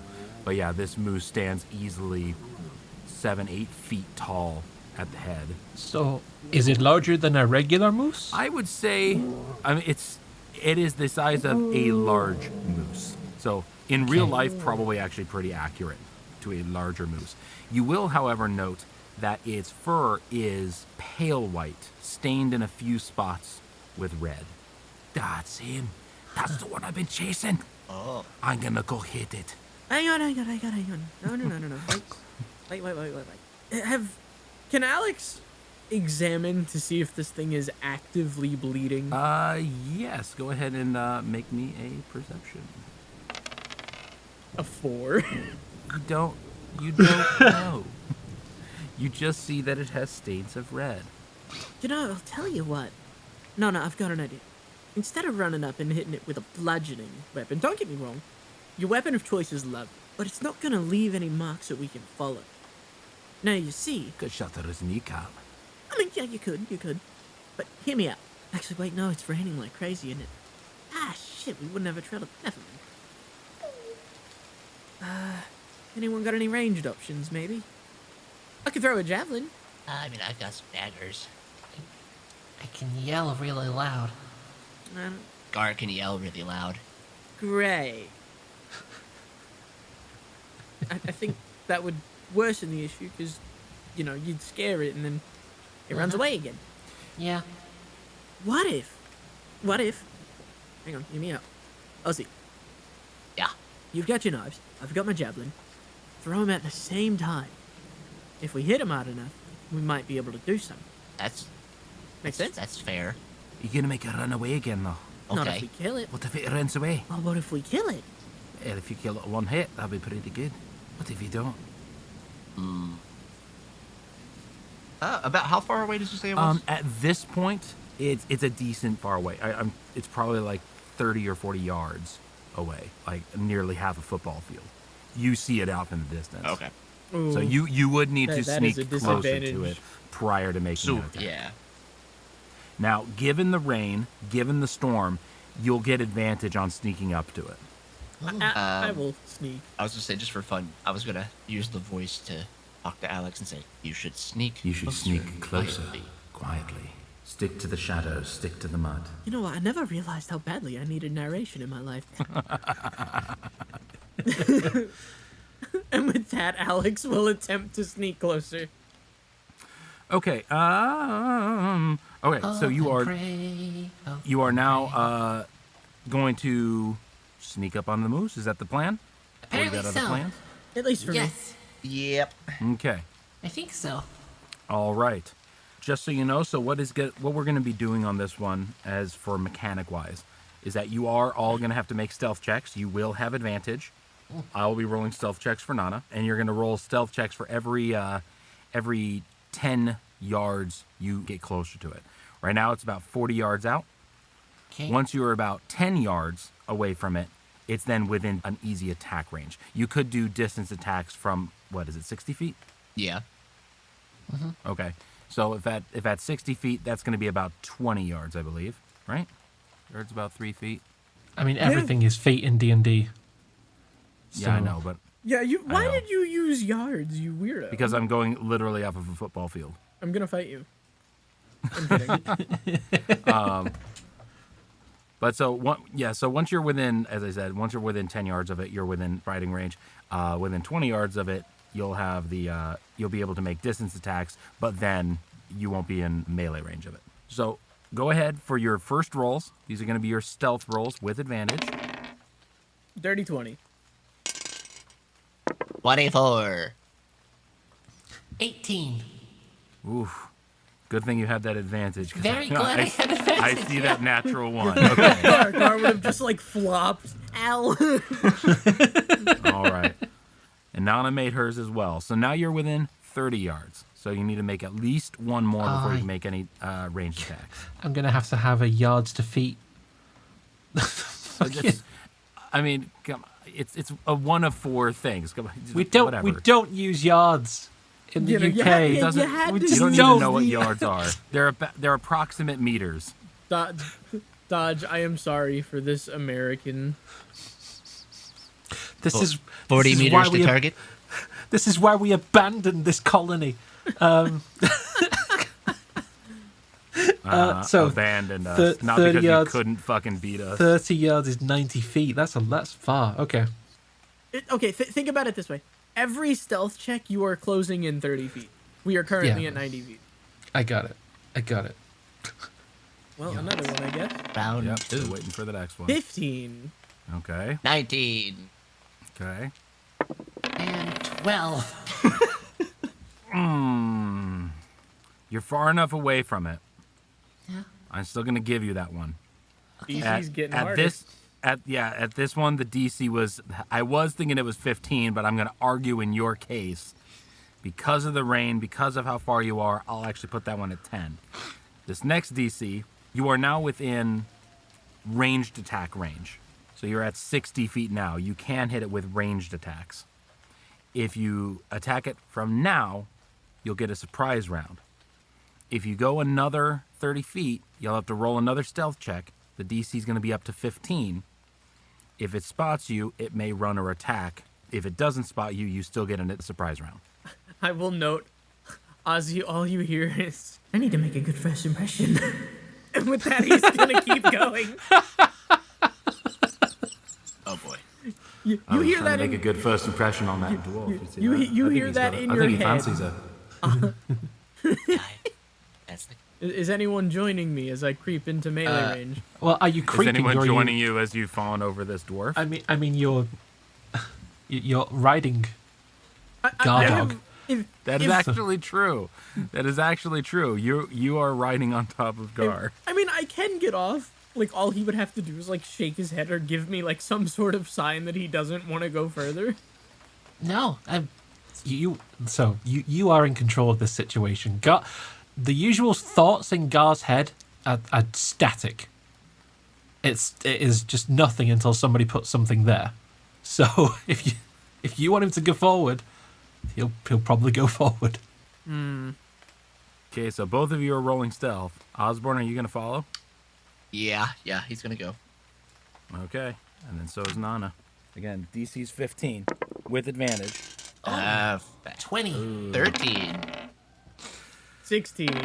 So, I made it and Gar made it. Yep, unfortunately, Osborne, that cold of yours kicks up. And, and with that, the moose turns its head towards you. Its eyes are dark, and there are red bleeding marks down its face. Don't know if it's its blood or someone else's. It's a very strange, kind of creepy-ass sight. And I need to decide, with the roll of some dice here, if it's going to attack or if it's going to run away. And it is going to attack. Ooh. All right. Does that mean we roll initiative? Yeah, let's just roll straight up initiative at this point. Yay! Yeah. So everyone roll initiative for this guy. Nana is going to be joining your side. I should hope so. 11. I got an 8. She joins with the moose. She's actually an animal crusader. Right. I knew I'd find hunters poaching the white moose if I stayed here long enough. What a twist! Very twist. Okay.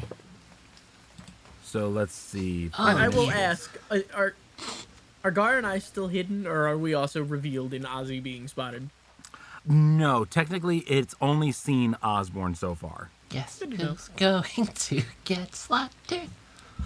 All right. So the moose is actually going first. He's going to be top of the initiative. Oh, boy. Because now Nana rolled higher than you guys, but lower than the moose. So I'm going to do the same thing I did the last battle, where you guys can decide what order you guys go in. It's going to be the moose first, then you guys, and then it'll go back to the top of the order. Okay? Sounds good. Okay. Okay. So this is an awakened white moose. That is what this is. If it moves at least 20 feet straight forward towards a target, Sadly, it can hit with its antlers on the same turn. It gets extra damage. So, unfortunately, you guys are approximately now 30 feet from it, just a bit over. It is going to be charging straight at Ozzy. Ozzy, what is your armor class? 14. Okay, we're at 14. I'm looking at what this guy gets as a plus here. Ooh, it's got a +6 to hit. Ooh. Yeah, so it is going to charge. Oh, and it misses. Whew. It only rolled a 9. So this moose, I mean, as soon as it sees you, it jumps and its body just tightens, and you can see it kind of sink into the mud as it starts to just dig its hooves into the mud, charging straight at you. It just rushes straight forward, lowering its head, and Ozzy, you are just quick enough to duck and turn out of the way as it rushes past you, its antlers just swooshing past your head. It only has the one attack, though it is continuing its run. It's got a speed of 40 feet. So it is now behind you. Oh. It's now your guys' turn.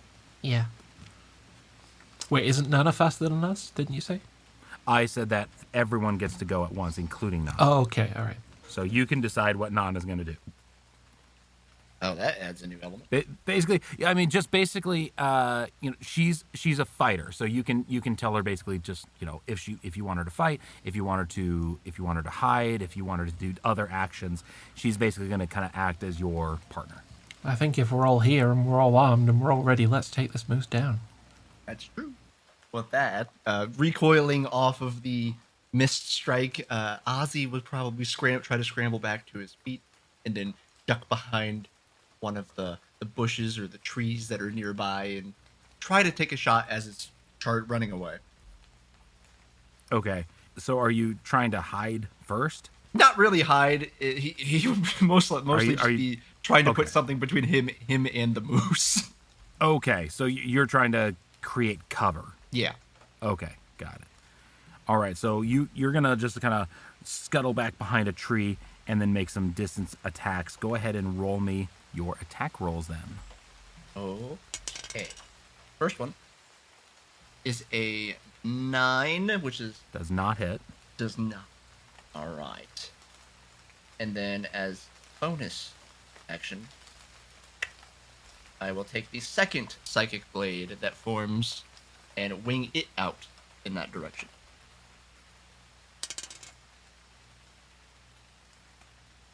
For a 23. Thank you very much. All right, that 23 does hit. Go ahead and roll me some damage here. That will be 7 points of psychic damage.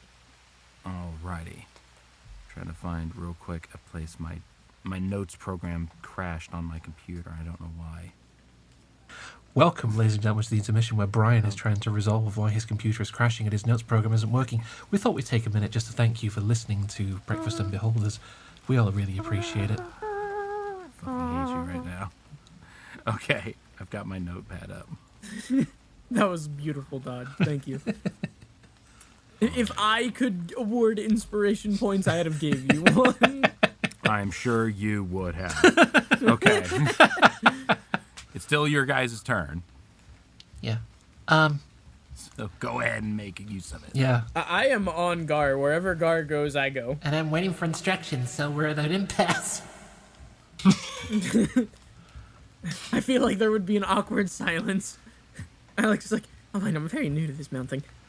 Yeah, you're not someone who usually mounts an animal, so I'm thinking that you're kind of like sitting there, like imagining that it's just gonna gallop on its own.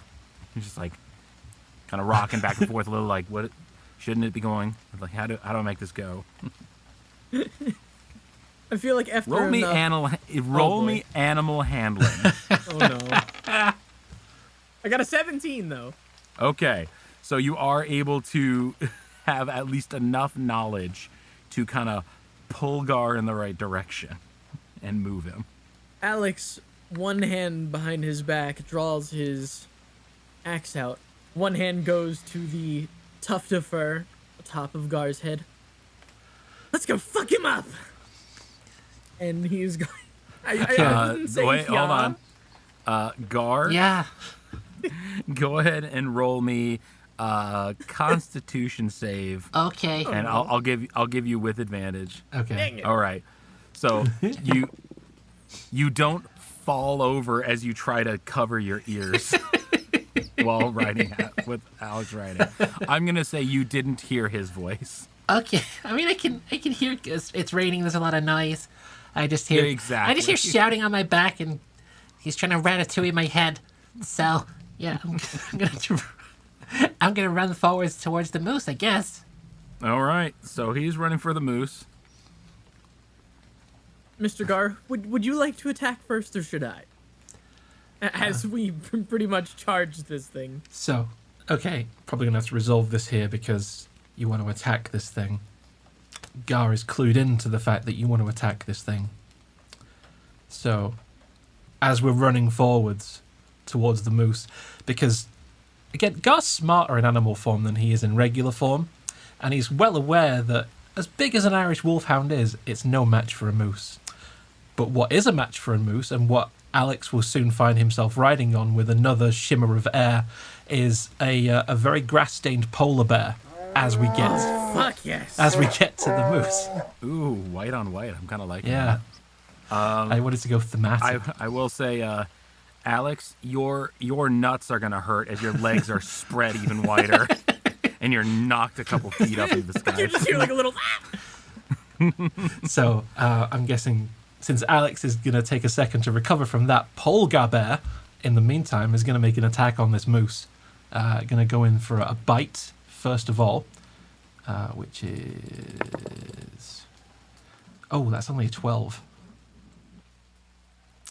Not quite. Not going to hit. Not quite. Not good enough. Well, as they ride by this moose, Alex is going to lower his axe. Not reverse grip it, but he's going to hold it so the head of the axe is pointing towards the ground. And as they run past, I'm going to reckless attack, attempt to basically uppercut it with the blade of the axe. They're not rolling past it because the polar bear just ran up and bit it. That so this works is too.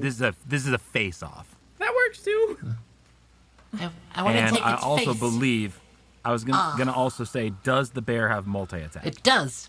But I was almost kind of enjoying the fact that I went, then Alex went, then I went again. But yeah. Okay. You know what? We can play with that. Yeah. It's a cool dynamic of it just beating this shit out So of it. Yeah. So the polar bear rushes forward and just takes a big old bite into this moose's shoulder. Not enough to unfortunately do any damage, but that does open up the head for an uppercut from the axe. So go ahead and roll your attack, Alexander. Coming in hot! And he is going to reckless attack with the great axe. And we're going to attempt to cleave at its throat. For a 13 to hit. Thank goodness for that. Jesus. All right, 13 meets its AC. I got Unfortunately, it. Maybe. No? attacks go to the defender, I believe. Oh, we're not doing meets it, beats it. Can someone confirm whether the No, if it's meets it, beats it, basically. meets it, beats it? Okay, That is the term. then we're gonna go for it. So go ahead and roll me damage then. Come on, Alex. You've been rolling shit with this axe this whole time. Oh, you know what? Hold on. 3! Hold on a sec. I just realized something. Hold on. I need to look something up. No, don't look something up. I look Yeah. stupid. So, let's see. I rolled a 1. I need to put a level into fighter just so I can get the stance. And not So- do that. This weapon requires 2 hands to use. Very you're actively, totally right. Alexander, you are holding onto the bear. That is true. So the only way you can be doing this attack, I will either, because obviously one of these is going to be wrong right now, you either have disadvantage on your attack, or you will be attacking with something else, which would be probably your club. But he I did. did reckless attack, which gives me advantage, which cancels out the disadvantage, and the first roll was still a 13. And you would only do half damage. I do 1 damage. So if you want to go with what we said on that one, it's still rule of cool. I'll still let you do it. But yeah, so what you're gonna get is disadvantage on attacks with great axes, one-handed, and you will be doing half damage. Yeah, I did 1 point of damage. Okay. Oh my god. I'm I'm just because then I just recognize. Wait a minute. This is a great axe. This is what the large barbarian, and you're just wielding this thing one-handed while holding onto a bear. Does he still? think on that one. Okay. Does he still only get half damage if he's taking the disadvantage roll though? I'm taking both because I mean you got to imagine that you're trying to swing this whole great. There's no rules for it. It literally says in my book here that it requires 2 hands to use. Yeah. Period. Okay. Doesn't give me any other rules other than that. So I'm saying that you can't swing it as hard, so you have to take lower damage. Oh, no, and you're gonna roll it. Yeah, Fair. because it's unruly. So Fair. I got 1 damage. hooray! Hooray. And with what? So bite, tink as the axe hits a much harder part of the skull that doesn't really do that much damage, and then Paul Gabert is going to come in with the claw attack for 26. Oof, yeah, that okay, and that is a definite hit. Yeah, so let me just roll some damage, and that is 12 damage from a claw attack, Jeez. going for the shoulder and just raking the imagine that you claws just- down. You held this thing with your jaws, and as Alex tried to be this real badass and just kind of bopped it in the bottom of its chin, you actually pulled your paw down, smashing it right on the head down into the axe, which actually ended up doing extra damage than that. There's your 12 damage, massive claw attack. Okay. Okay. What do I do? Nana's standing there with her mallet. You wanted to break his legs, didn't you? Break his legs! Now's your chance. All right. She's going to run up, and she's going to make her attack. She got a natural 1. Oh, no. Yes, I don't have to look that good because she looks like shit. She The slips bar in has the... been lowered. This is still a win. Everything's coming up, She's Alex. slipping in the mud as she rushes forward. She is self-proclaimed not a hunter. She is a chef. So I'm going to roll 50-50. She either is going to damage herself by falling on her face, or she's going to end up accidentally hitting the bear. And she just falls on her face. So she is prone. She slipped in the mud as she was trying to get under this moose, and she just falls flat on her face. And unfortunately, she loses her turn, and she is prone. As a moment, Ozzy is going to whisper to Alex as he watches her fall to her face and goes, I think your impression is much better than hers. Your impression is much better than hers, you know. Brief approval. But his focus is elsewhere, but he will pocket that little mental note like, score! I got it! Okay. So now it is going to be Damoose's turn. The moose. Damus? And the moose is going to attack the dangerous creature in front of it, which is going to be a bear. The bear. The bear. A bear. The bear. A bear. Da Bear. So it is going to attack. First, it is going just to twist its head. Its antler is going to be... I keep rolling my dice off my table. It's going to wrench its head around, and it is going to clock... what is a bear's AC? It is 12. Oof. Yeah, it is going to clock the bear straight in the face with its antler, with a shake of its head. And antler attacks are... Oh, fuck. Okay. A decent amount of damage. More so than I thought. Let's see. 3, 7, 11 damage by getting gashed with this large antler. And then as it pulls itself up, it is going to slam its hoof down onto your back, which also hits for 3, 6, 10 damage. Okay. Jesus. After it is smashed you in the head, raised up, and crashed itself down, it is then going to use its movement to actually run away, Okay. and it's going to run 40 feet out of range. Then it's going to take an attack of opportunity from Paul Gabert. Yes, it is. Okay. So. Yay, I used a rule to my advantage. Does Alex have to make a save to not fall off of Polgar Bear as he gets fucking whacked? Good question, and I'm going to make that a yes, but first I'll let him take this attack. Okay. So that's 22 to hit. Yep, that hits. Okay. So this, let me just make sure I'm doing the right thing. Yeah, we'll go again with the claws. And that's 14 damage as it tries to Jesus turn and run Christ, away. damage. Christ. Polar bears are not fair. I know, right? Moon Druid moment. Just druid Just things. Druid things. No, it is exclusively Moon Druid things. You gotta Can't love believe them. I cannot believe that is a challenge rating of 2. It is. I know it is, but it's just like, are you fucking serious? Jesus. Yeah, don't mind Gar beating the life out of this thing. Now I am curious, just for story purposes, where the fuck he saw a polar bear. So, one time I went to this tavern with a group of people who let me travel with them, and behind the Oh, bar God was a damn it. polar bear. So God damn it. he was very Dodge nice. has a special character that appears in all his campaigns, basically, who is a talking polar bear, and I forgot about him. Hello. Vice, the goddamn polar bear.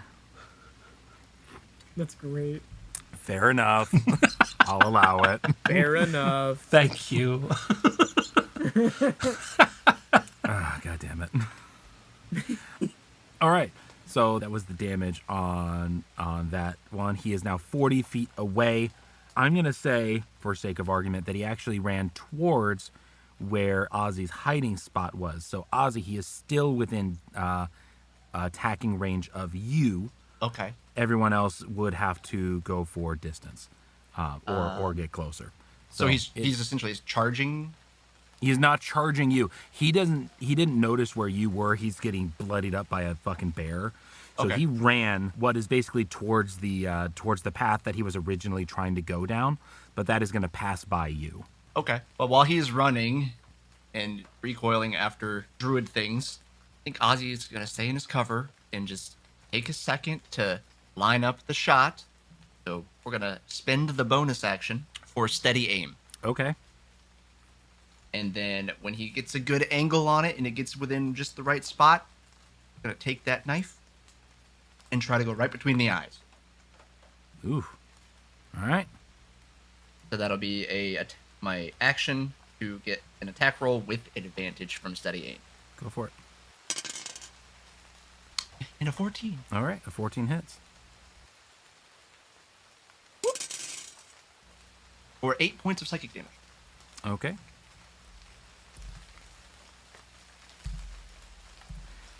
So as this moose is running past you, as you say, you take your time to create this blade in your hand, and you reel it back, but you wait.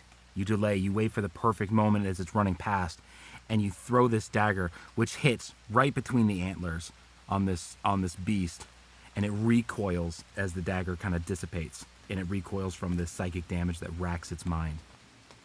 Dodge, Yes. what level are you? 3. What level is your max challenge rating? 2. Because I'm a moon druid. As a moon druid, Circle of the Moon, you don't get level 2 until 6th level. You sure? That's what I'm looking at. Hang on. Oh no. Wait. Have we been I have- bamboozled? That's what I'm looking at. That's why I was going to double check it. Wait a As second. a regular I- wild shape, you wouldn't get a challenge rating of 1 until you got to 8th level. Wait a sec. Hang on, I've got it right. Circle of the Moon, I'm getting at level 6. You get to get max challenge rating of 2. Oh no, I've been doing this wrong this entire time. Wasn't it like druid level rounded up? Half druid level rounded up? Hang on, real quick. Starting at circle forms. is Starting what at I'm second saying. level, Circle, you can use your wild shape to transform into a beast with a challenge rating as high as 1. You ignore the max CR column for the beast shape's table, but must abide by the other limitations there. Starting at level shit. 6, you can transform into a beast with a challenge rating as high as your druid level divided by 3. Shit. So he is actually right. You cannot be I a can't be a bear. polar bear. I'm sorry. I've been doing this wrong. I was looking at that. That's so much damage for level 3. Yeah. This was Oh, not. no! This was not malicious. This was purely an accident. I'm going to allow what has happened already. But at this point, Hang on. Let me. what kind of are there any other bears? Yeah. that There's a are brown. lower There's a challenge rating? brown bear. Hang on. Let me just see. Brown bear. Dang it, now I need brown to find bears. something Yeah. that- A brown bear's a challenge rating 1. Okay, Um, so you can be a brown bear. But you know now. what? It does the same damage. I wonder what the difference of it is. So actually, well, polar bear does 2d6 plus 5. It's 2d6 plus 4 for the brown bear, so it's not that much different. So Eddie, you may revert 2 damage the moose has taken. Well, and I'm trying to see what's its armor class is 11. Its armor class so is it's a 11. lower armor class. And it's got less HP. It's got 8 less HP. Okay, so there's a it's lot essentially of the same little thing. things. Yeah. So but how okay. much HP would it have? So I was going off 42 for the polar bear.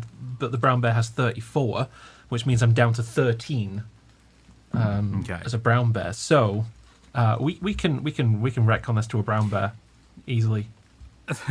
Slowly, as we realize the rules of the universe, Yeah. this bear gets slightly smaller and its fur changes color. Okay. So do you want to just record this later and No. redo it? I want to leave this in. Okay. I mean, like I said, we're lucky enough that quite literally the only difference on a stat level is the moose takes 2 less damage. Yeah, exactly. That is literally the only difference. And I think last session I would have just been a regular wolf, not a dire wolf. But let me check. No, dire wolves I think are fine. I think I recall dire Dang it! wolf. I can't have Challenge one. Polgar bear. I was gonna get mountain combatant and everything. Now we just get Grizzguard Yeah, bear. a dire wolf is challenge rating 1. Yes, you're correct. Yeah, So yeah. dire wolves you're fine. Okay. So yeah, Grizzguard bear. apology. I've been a DM for ages and I didn't even clock that. So, Moon Druid is a very strange concept because other And they are see. still broken, just not that broken. yeah. Yeah, I thought it was druid level have. Now once nah, it's divided by 3. yeah, once you get to level 6, it's divided by 3, but you can have challenge rating until 1 you- up to then. Yeah. Yep, until you reach level 6, you are stuck at 1 or less. Once you hit 6, it is divided by 3. So for 6, then yes, he would have 2. Sure. Okay. Okay. Now I feel a little bit better as a DM. Okay. It's taken 2 less damage. Yeah, and I've taken those out. Okay. Oh man, it's got 2 more HP. Oh my god. Why does All that right. matter? We've had Osborne. Yeah, I know it's gonna actually defeat you all with 1 HP left. No, Osborne, you have made your attack. Everyone else is still able to go. Nana is gonna spend at least half her movement standing back up. Okay. Can Alex hop off of Grizzguard bear? We will call him. Bonus action. Yep. Grizzguard bear. So it is a bonus action to dismount, Yep. I believe. Can I spend my action running over to Nana and helping her up? Yes, you may. I feel like the only thing that would happen is Alex notices her just boof, and he's like, "Oh shit!" and hops off, runs over. You good? I think he has a thing for her. she's gonna reach up, grab your hand, and let you help her pull her out of the muck. Only her thing is my pride. We can fix that Let's right up. kill that beast. Let's do it. I like the way you think, little man. She's gonna give you a slap on the ass as she starts running towards the beast. And just when we thought Alex could not get any redder, So she's gonna take hers is gonna be a dash action. So the moose ran 40 feet away, so she can only run up to the beast. Unfortunately, she's used up all her actions at that point to catch up to it. Okay. In which case, and sorry, Alex, I'm going to have to overrule you that Grizzly Bear is going to run the 40 feet over to the moose and attack it. Make it. Sorry, there was just deathly silence then, and I thought, shit, have I dropped? It's like, have I said... Nope. Is Grizzly Bear a We're just slur? waiting for you to do things. Have I done something else Make wrong? me so it is not attack. Grizzguard, it is Garsley Bear. Grizzly Bear, I think. Garsley Bear, I love it. We need to do this for every wild shape you have. We need to find a way to put Gar in it. What was the dog then? Doggar. Doggar. It's yeah. Doggar. Just Dogar. Okay. Yeah. It's like Doggo, but Doggar. Doggar. So yeah, we're going again with the 1-2. The it's just less chance to hit as well. I've got one less chance to hit. 'Cause it's +6 to hit, not +7. So it's 22 to hit. Still hits. Still hits. Good. I'm glad it still hits. So that's a D8 +4. That's 5 damage. Ooh, Okay. that's the lowest damage I could roll with a bite attack. So, Well, that or nothing. yeah. Which you have done But before. when it hits, when Welcome to the club of rolling badly. yeah, when upon the All of my opportunity, attacks is upon connecting, that is the least amount of damage I could possibly do. And then again with the claws, 20 to hit. Jeez, you are good at I hitting. know. Keep going. Garamoles just roll really well. And that's 11 damage from the claws. Jesus Christ. Oh, All right. You're bloodying up this fucking moose, and I him, do Gar. actually, I appreciate your puns and such as you go through this. All right.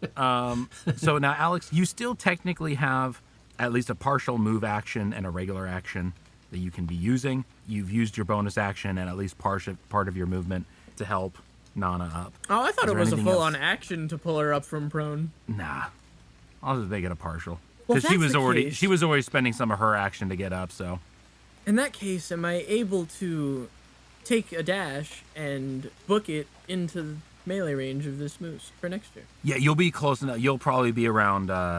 You'd still probably be 20 feet away. Okay, I could live with that. Okay. So you're rushing at this thing. All right. It is now the turn of the awakened white moose. Oh no. Gar, Yeah. you actually hear this thing snarl and kind of roar-ish, but you actually recognize a voice within this creature, who basically just screams at you, just go away, in Druidic. It says what? Sorry. One more time. Go away. Go away. It says go away, but it says it a lot cooler in a nice voice, like go away, like that. You see, because I'm a voice actor. Brush them. So it is going to attack the bearer. Okay. I mean, I'm sorry. I would, but we're hunting you. It is going to rear up on its back hooves, and once again, it's going to basically claw at you with its hooves. Ooh, that is a critical. Oh dear. Oh, say goodbye to Garsley Bear. So now, remind me on this, fellow DMs, just making sure I'm doing it right. I got a 2d4 plus 4 is the damage. This is going to be 4d4 plus 4. Is that correct? That's correct. Yes. Okay. That, if he's only got 11, how much health did you say you had? 13. 9, 13. Sorry. It's okay. 17 damage. Okay. So you're breaking my Garsley bear. So as it rears back and just claws at your bare face with its hooves, you finally you feel it just like gash at your head and to pop a nice ripple effect as poor little Gar falls into the mud. Thankfully with no permanent damage, but definitely with a bit of a headache. Yeah. Oof. The moose lands down in front of you and glares down at the little druid, now much, much larger, especially up close and especially not as a bear. And it is going to take its second attack Oh no. on the boy. Okay. What is your AC as a Gar? Gar's AC is 16, sir. Oh, it hits 17. Okay. So as it swings its antler, 15 damage. Okay. Yeah, as it basically just thrusts its head in one direction, and you are just pierced in the side by Oh my this god, look how much massive his bar antler. just dropped. And it's just gonna turn. I'm gonna imagine that while not knocked prone, that Gar, you were pushed away. Oh no, that definitely just catapulted Gar across this kill. Yeah. Just kaboom. And then it is just going to lower its head, turn, and glare straight down over towards Alex. And That's then a it is going to mistake. turn and run. So it's it is running running away 40 feet. Shit. It is now your guys' turn. So it is, I was 20 away. It ran 40, so it is now 60 feet away from me. Correct. I mean, I can dash up to it, and then if it keeps running, I get an AOO on it, because I'd be within... I would be on it, effectively. You can, the way I kind of see it, you can either take the time to try to get ahead of it, because you can get right up on top of it by dashing, or you are just within range for ranged attacks. Nah, screw it. Seeing Gar injured like that, he's not going to take a chance throwing something. I am burning the dash action, and Alex is just sprinting over to this thing. Okay. And just for kind of flavor and stuff like that, what are you what is your goal for when you're catching up to it? Oh, he's readying a strike. If this thing is still running you're by just- the time he gets there, he's betting this axe into it. So he's running. I have to imagine with the axe above his head, both hands just running after it. Pretty much. Oh my gosh. Because that is He's a not- beautiful sight. He's not enraged. He's mad. Not raged, though. But he needs to look cool in front of his girlfriend. Man, fuck you. I'm gonna rage and kill you. We still got 2 more people's turns. Yeah. I'll let Ozzy go because I'm reading something over here. Oh, you're good. I was gonna say, Ozzy seeing Gar get launched and then Alex go just sprinting across the field, probably run over to check on Gar first, Okay. and Yeah. at least Gar, help Gar him up and is bruised up and bleeding, but he's still awake. Okay, He's good. still stumbling on his feet. Yeah. It's like sprawl, I'm okay. like thumb up. As he sinks into the mud like the Terminator. seeing the thumbs up, he'll kind of just like nod while still trotting along, and then turn in the direction of the moose and Alex. Okay. And then he's gonna You use see his little action to kobold running as fast as he can through the mud. then he'll take a dash action to get as far as he can. Okay. So you're both just chasing after this moose. Nana is just gonna sit there and just like kind of like hold up the hammer and then kind of put it down and kind of pick it up. And just, oh, these guys are just crazy. Oh, I can't keep up with that. She's gonna go up to Gar, and she pulls out a small bottle of potion and hands it to him and helps him just like drink it up real quick. Just a clarification. So in this game, are we doing it where drinking a potion is a bonus action, but feeding it to someone else is your action, or how do you want to play this? Yeah. Okay. Pretty much. So she's spending her action, even though you could absolutely drink this yourself. Yeah. she's Oh well. she just kind of like Yeah. reaches over and just like lifts up your head and just fucking pours it. So Gal was in the middle of he's got his hand inside his shirt and is pulling out leaves that have scribbles on them. He's looking at one, Okay. looking at another, looking at stuffing them back in his shirt each time, like they're getting wet, and it's No, that one. No. Oh, here we go. Oh, thank you. as he gets a potion bottle shoved in his mouth from the side. as he's reading. So you do get 6 HP back. Oh, we're doing it that we're not rolling for it. Okay. No, I roll. Oh, you roll. Sorry, Yeah, no, you're fine. I get 6 HP back. Unless we can cut that out. In that, we don't need to cut things out. We're fine. We'll fix it in I like post. things being embarrassing. Ah, Yeah, we'll fix it in post. No, we won't. It was never Barry, fixed keep that in. post. so with that, Guard's like, Thank you. stuffing the leaves back inside his shirt, and then he kneels down and shoves his fingers into the mud, and he's going to, with a range of 90 feet or 30 yards for our football fans. I hate you. I'm trying to be helpful.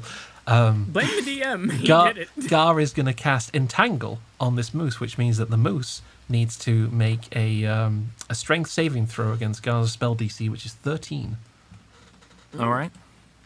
which it probably will do because it's a moose, but we'll see.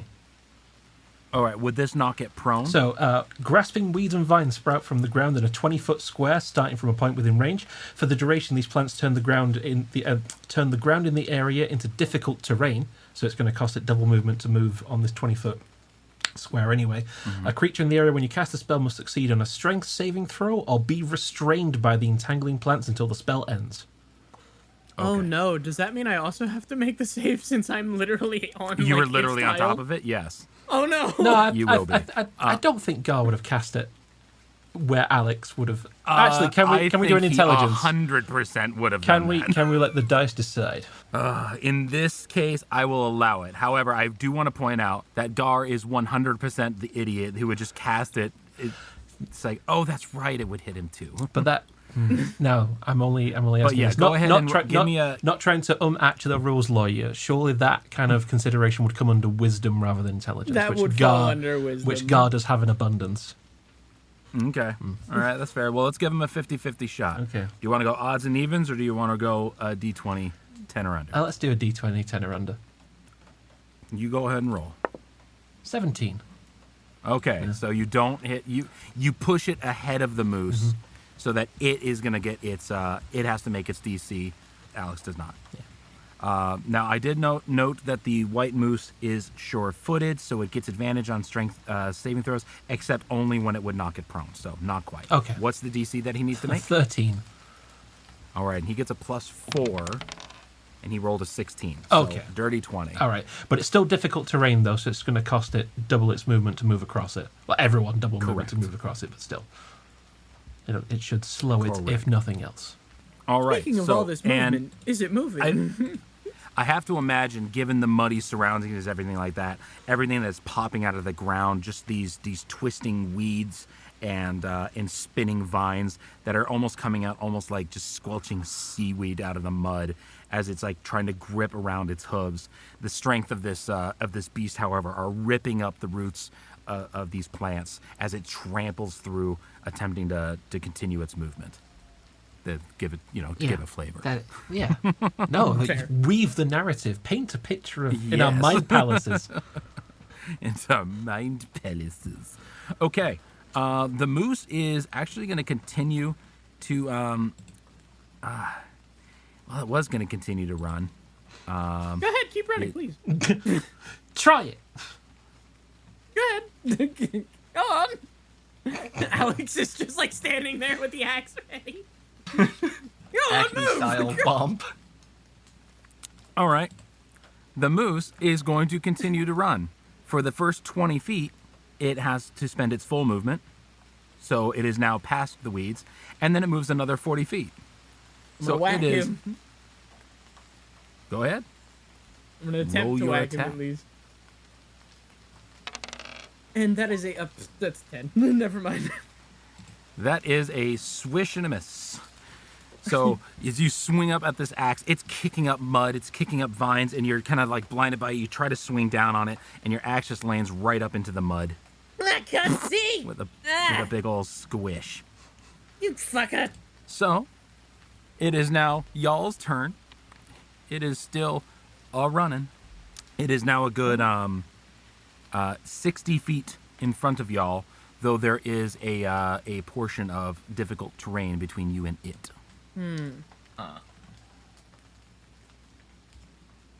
Problems. Problem. Well, I can, Yeah, equipping my javelin would be an action, meaning I can't throw it this turn.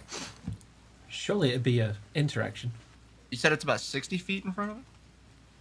Yes. Well, and it's 60 feet in front of Alex, because he was the closest to it. He was like right up on it. You're an extra 20 feet behind. 80. Okay. I mean, for the rest of this turn, I'm going to have to take a movement. So Osborne's going to keep on running. Okay. And then he's going to bonus action dash. Okay, try so and now... get past the thicket. Yeah, I was going to say, yeah. So for you, you are 20 feet, so that's going to cost 20. It's cost you another 40 to get past that. So you are at the edge of the entanglement. You are outside of the entanglement, but it does take both your actions to do so. Yeah, so my movement and my bonus for the dash. And then does that put me within... That puts me at 30 feet roughly, right? Yes, All right, so I would get one attack, but it would be a disadvantage. correct. All right, so we're going to do that. He's just going to huck it at this point. Oh, damn. Okay. It is a disadvantage is 12. Oh, Damn. okay. All right. No, that's fair. That's fair. For a second there, I saw the critical, and I was like, oh my god. You're right. I would have Disadvantage. been happy, but I can't.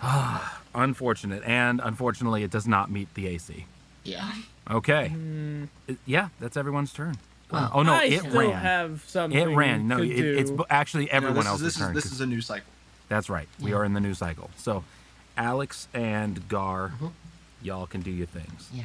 Is Anything you Entangle a can- concentration, by the way? It is, but once Okay. the moose has run through it, Gar will drop that. Okay. Unfortunately, Gar didn't go first.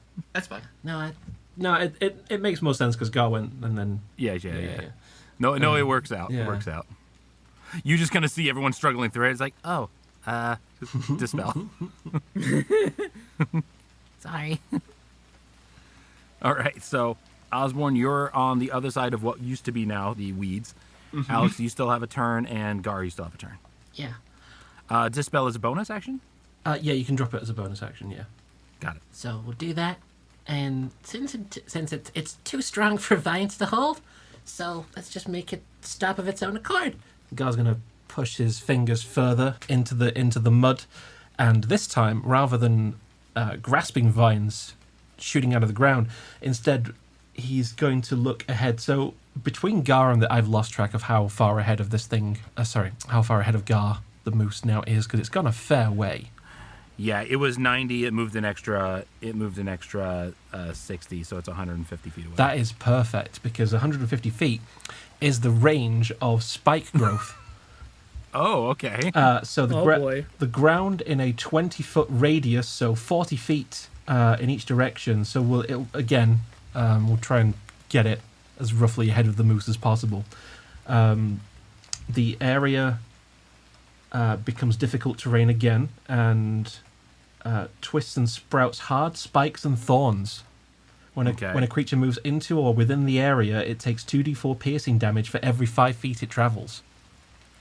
Jesus. All right. So you're at 150 feet. Mm-hmm. How are you spreading this around? So again, probably going to have to determine, because Gar's 150 feet away, so that's a fair way to judge it. So trying to get it as on top of the moose as possible, so that it's already kind of in it. Okay. And then ahead of it to try and stop it. More of a. It would be okay. So your goal is to put more thorns out in front of it than behind it, so that it's forced to turn around. Yeah, basically. Okay. Why don't you just roll me a d20 just to see kind of how accurate that you are with that? That's a 10. I mean, it's pretty much. You're right there in the middle. Mm-hmm. It's pretty much being around it. You said it was a 40-foot radius? 20-foot radius, so 40 feet total. Okay. Yeah. Okay. I was going to say, Jesus, fuck. It's a lot of damage. Gar covers his Right, ear from any your kind of swearing. saves or anything that it has? No, it's just if it travels within the area, for every 5 feet it travels, it's going to take 2d4 damage. Okay, fair enough. All right, so it's got the... Okay. I'm going to say that I should mention, the transformation of the ground is camouflaged to look natural.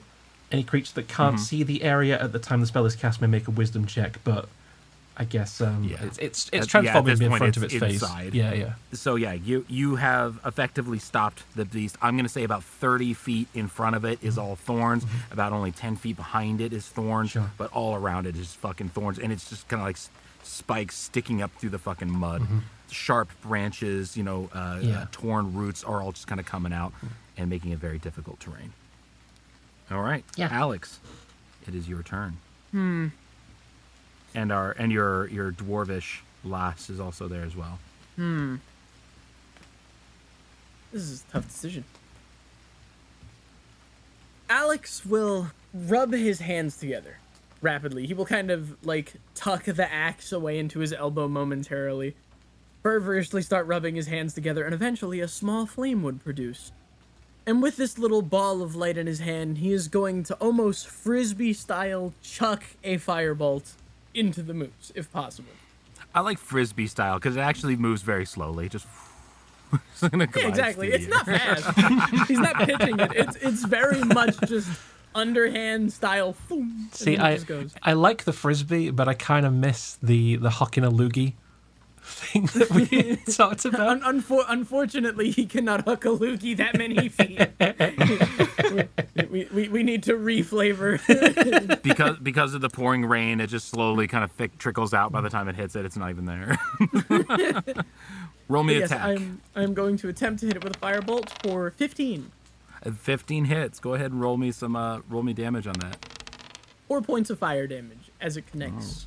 Oh. All right. This thing is still bloodied. At this point, it has pulled itself to a stop, and as that firebolt just hits it in the back, it's just like this burn into the fur. It slowly turns around and lowers its head and glares at everyone behind it. I will also move 30 feet closer, obviously. Okay. So, yeah. So at 30 feet, you're about 40 feet away from it at this point. All right, fellas. Anything else? You still got Nana there. I don't know if she can catch up. Do you want her just to run forward? Do you want her to stay there? Probably just take both double movement.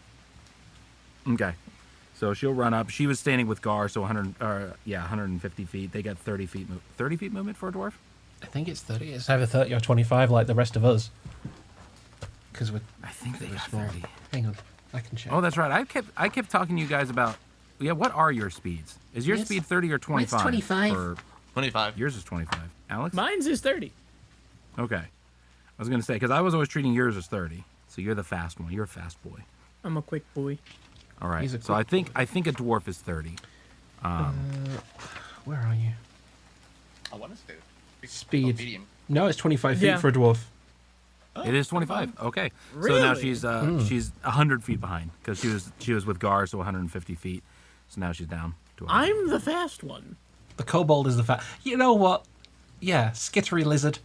It's gonna. Kobold zoomies. Let's go. It works for the character as well. You're the barbarian. You're supposed to be the strong, fast one. It Now, makes sense. now I can't help but think of those lizards that run on their hind legs with the front arms dangling. Oh, the little Jesus Christ lizard runs across the. Oh my God! If you just like ran across water like that, it screams. this as of before unseen frill just pops up under your neck like a freaking T-Rex ass is spitting. Like, Jesus! Oh no. Moose's turn. It angry. It hurt. It no like you. How much damage does it take for going through it? It's 2d4 per 5 feet. For every 5 feet, it's 2d4 of damage. Yeah. Okay. As we said, the space behind it is only 10 feet. So it is going to rush back towards y'all. Mm-hmm. It'll take the damage. It actually took max damage. So 8 damage, slicing up. Even without a bear, you're doing massive damage.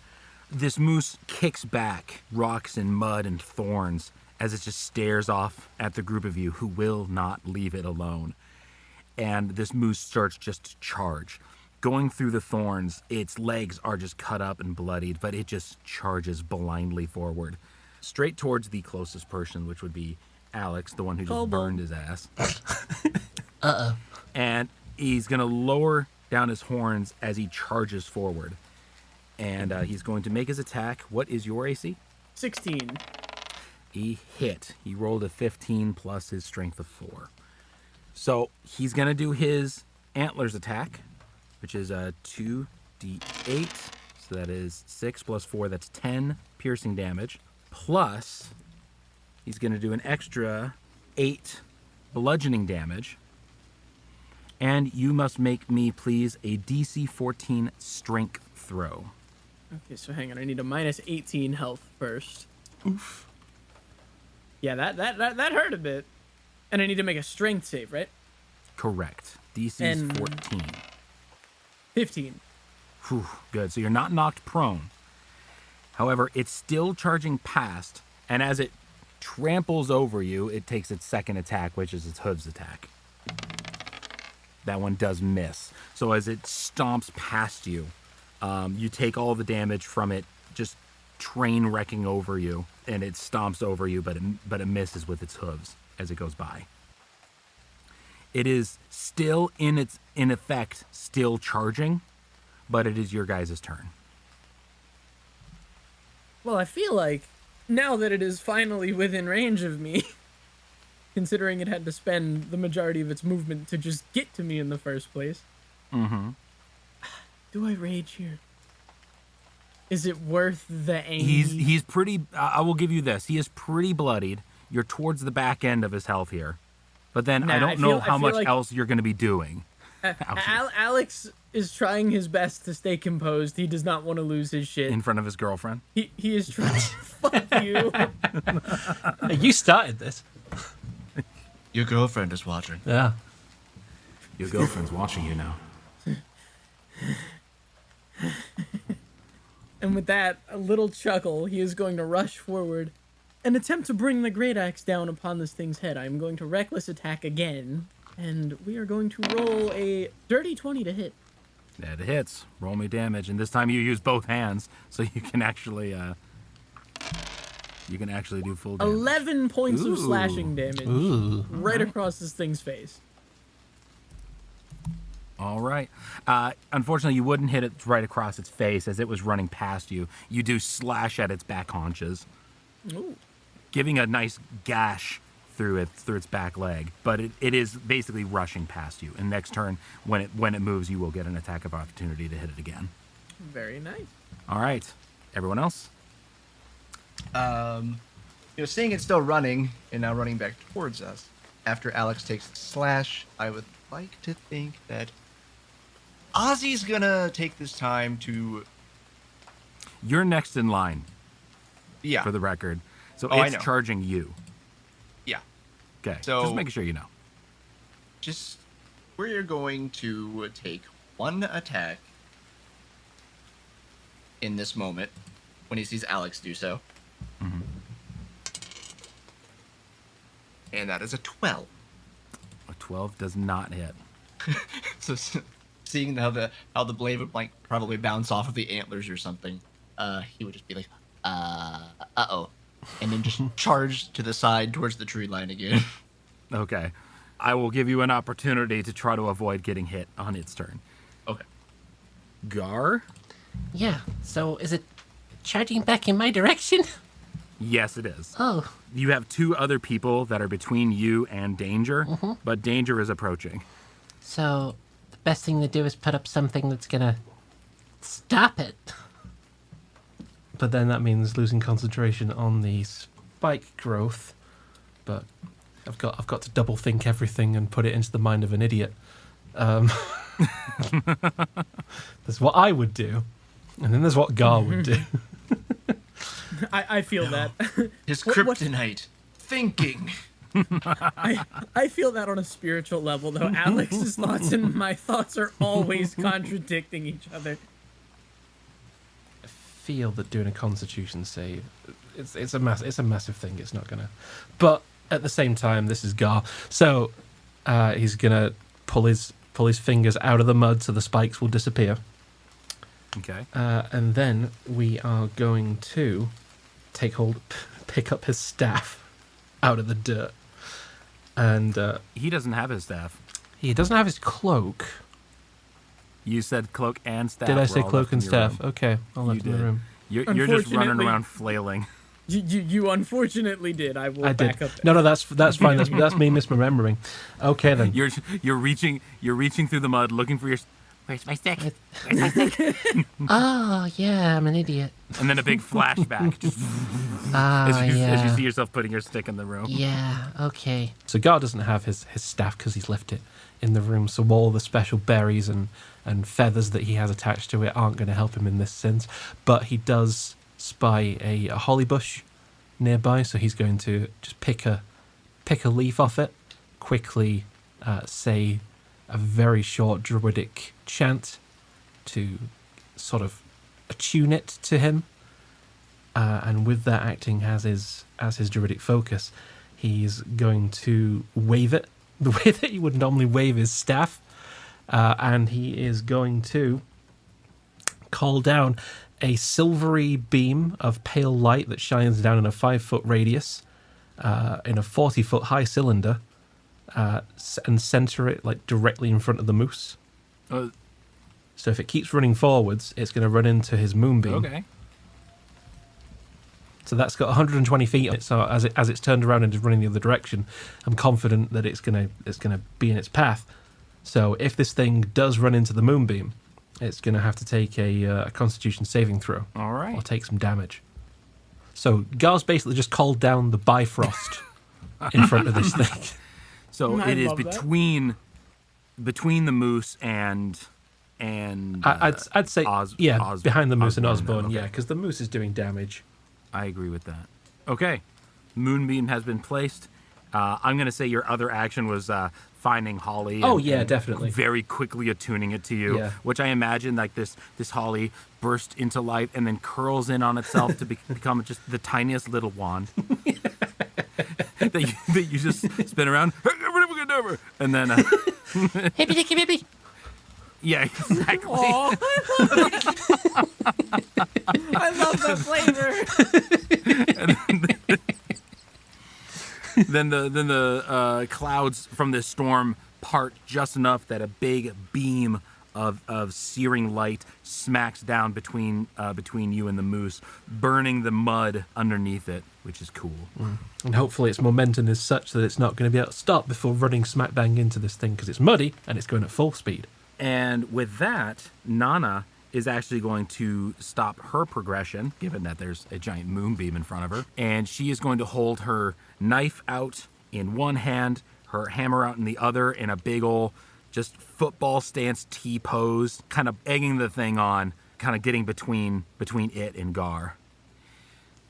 Come and get it, you delicious roast. Ozzy hears in his brain, I'm in love. You know, I think the cobalt likes her. You don't say, Scandy. Oh, he wants to do things to her. I'm Things that aware. even he won't admit. Oh, y'all nasty. Hearing that in Gar's voice killed me. Y'all nasty. That's non-canon. That's just... Because Gar can't hear this anymore. It's the funniest. All right, Moose turn. Moose is going to continue straight through that moonbeam. What is the Constitution? Constitution, it's 13 still because we're low level. Oh, okay. Well, he rolled an 8 and he only gets a +3. So, what does he take? So he is going to take 2d10 radiant damage. Ooh, damn. Okay, go ahead, roll that. Which is 7. Okay. He is really close to death, you guys. So he rushes through this beam of light. Just the previous rain that had soaked through his white fur is steaming as he just rushes through this light as it burns through him. But he just straight through as he is charging up to, he kind of like goes off to the side as he's galloping, attacking for Osborne. Osborne, go ahead and roll me go for a dexterity, not a saving throw, just a regular dexterity check to see if you're able to get over near enough to the tree that it's going to throw him off. Okay. That'd be a 13. Not quite. I put it at 15. That's fine. So you are going to get hit. Ow. It is only going to hit you with one attack, but it did hit with its antlers. Ow. It hit a 15. That's your. What was your AC again? 14. So yeah. Okay. And so it is going to hit. Gotta get my D8s out. I'll just do the full damage here. It got its charge off too. So that's, you got a charge off? What? Oh yeah, because it's continuing running. So correct. So that's going to be 7, 11, 12, 19 damage. I am down. Oh shit. You're down below health. Yeah. Okay, he's in death saving throws. So as this moose rushes by, antler connects and just sends you flying into the tree. You're crushed by one side, crushed to the other, and then you just fall to the ground, sinking into the mud with just a racking pain through your ribs. As the moose just continues on forward, it is going to make one further attack to try to trample over Nana. He does hit, but that's just a hooves, so it's a little bit less damage. But Nana is going to take maximum damage, which is 12. So she takes 12 damage as this beast just kind of smashes into her. And that is its turn. With your permission, I'll have Nana go first, since she's the one that's right next to it. Oh, yeah. Yeah, that's fair. Nana is going to use her attack. Oh, fucking Christ. She rolled another 1. Let me see. I'm going to do another 50-50 shot. Okay. She ends up, once again, losing her footing in the mud. She tried to swing her cleaver at this moose, but she ends up slipping. It knocks off of the moose's antler, and as it rushes by, the antler catches her right into the arm, so she actually catches the second part of this attack, which is an extra 8 damage to her, so she's taken 20 now. So now she's bloodied as well. I'm sorry. But it is everyone else's turn. Okay, so seeing Ozzy be antlered in the same way that Gar was, he's gonna pick himself up and start making his way over to Ozzy. But as he does so, he's gonna wave the little holly staff that he's got with and move the moonbeam, which he can do as an action on each of my turns now, and make it hit the moose again.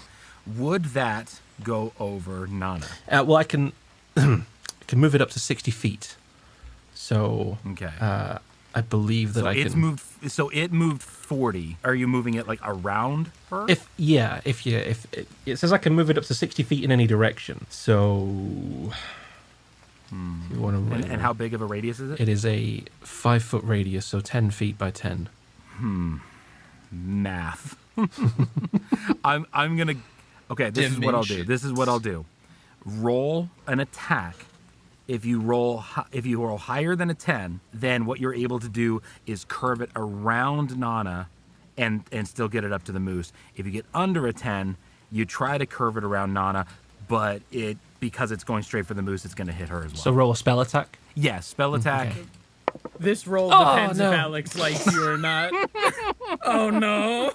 It rakes right over her. You better not.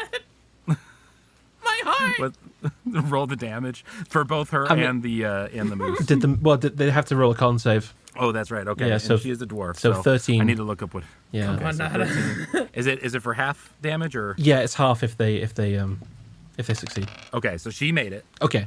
I'll roll for the moose. The moose made it as well. So you need Okay, that. so it's half the damage. So it's 2d10. Yeah. So give me 2d10. 4. So Oh, jeez. You So did just 2 too. damage to each. All right. So. Oh. Sorry, I thought it might cauterize your wound. You liar. You lied. I love that. All right. That is Alex. I'm going to say you can either rush the moose. You can go for a distance attack. It is still running from you, but you're about 60 feet away, so that you're right at the edge of being able to do a distance attack. Or you can, in one movement action, you can catch up to Ozzy. With permission, can I see his death save first? Yes. Well, I was since getting ready to ask, do you want me to roll that publicly, or do you want to? Go ahead, roll it publicly. I like public rolls. Okay, that's fine. everyone I just gets wanted to to make sure. see how close to death you are. My first death save is a 2. So with a cough of blood, Osborne writhes in the mud, his feet kind of kicking as if they're trying to catch anything to help him get up, but he's just more convulsing through the pain.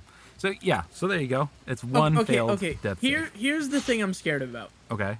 You said it was charging towards Gar, meaning if I don't stop it this turn, it is hitting our druid, who is now half HP and almost certainly will die if it lands. And that scares me. It's scary.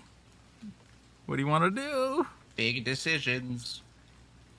Do I take the safe play and go for Ozzy? Do I risk it with a fireball? I have a telltales moment where you have this little timer in the corner, and it has the two things where if you go to the left side of the screen, it sees you running over to Osborne and helping him up, and this moose Fuck it, just this thing has to trampling the die. guy. No And decision then- needs to be made. Well, Gar is running. Gar is running in Osborne's direction. Charging towards up the moose. rapidly. Yeah. This time with the tip of Alex's fingers, because he has these little lovely claws. He snaps his fingers, and this time the fire forms. This one is a bit bigger in size for flavor. He is on the cusp of being a very, very angry kobold. And with that, he is going to once again, this time, let's say he pitches it like a baseball. Okay. And he is going to at least try his damnedest. A 6. Jeez. It's raining too hard. It goes out. Yeah, it's just you're throwing it out, and this time, yeah, the rain actually just kind of sizzles it until it's too small and kind of falls into the mud. You still have the movement action. You can catch up to Oswald again. Osborne. He is dying, and you are still slandering his name. You are rude. You are a bad person. It's Osborne. I will take the 30 feet of movement to at least reach him. I cannot stabilize you because I just used my action, but I can yeah. at least be there in the event I get the chance. You'd be there to watch Okay. me croak. So If you roll a nat 1, then yes, I will watch you die. here comes a very important roll now, because now it's the moose's turn. Oh no. Gar, He is- you're the only He is healer. going straight towards the only other person that's in front of him. He rolled a 19. Oh, that will hit me. Oh no! 4. That's 11. Stop there. Nope, I want to keep going. 16, Okay, I'm down. 19, I'm down. 23. Do you want to roll a DC strength to see if you go prone? Do I want to roll a what? Well, if it charges you, you might be knocked prone. Well, Oh yeah, kick him while he's down. well, I'm down. So Yeah, I know. That was more the joke. The 7. the moose. You're not prone. So this moose dips its head down, its snout dragging through the mud at the last moment as Gar, you are lifted into the antlers of this beast as it just ranks its neck back, given that it's been charging this whole way through everybody. But as it gets to the last person, wrenches its neck back, throwing you through the air. And when you land, you tumble through the mud nearby, the rest of the group. The rest of the group is kind of slowly converging, but you as well are now within death saves. Yeah. The moose stops its charge, panting heavily, blood dripping from its jaws and its multiple wounds as it turns back around. The moonbeam is gone. Well, I've got Alex, a it's dilemma. your turn. Do I stabilize him and lose my action? Nana is going to stand up, half her movement, and trudge her way through the mud over and holds out her last potion. Did I get this too? Oh, you're making me decide. Who do you like more, little kobold man? You're evil. Which Don't of you? worry. I'm going to judge you on this forever. Which one? Your Alex is. your friend or your pet? If you want to make this easier, Gar and No, I Osborne. have my decision. Oh, okay. We're going to have to leave things here for now. Looks like the Small Boys Club is having some real trouble here. We're going to find out what happens in the next episode. Thank you for listening to Breakfast and Beholders. It was created, produced, managed, written, and performed by Brian Boston, Minty, Ace, Baca Benny, and Dodge Griffin. The show is edited by JT Conard and Brian Boston. Our outro music is the Watchdog theme by Fox and More. It was fantastic to have you all here to watch the team get wrecked by the awakened white moose.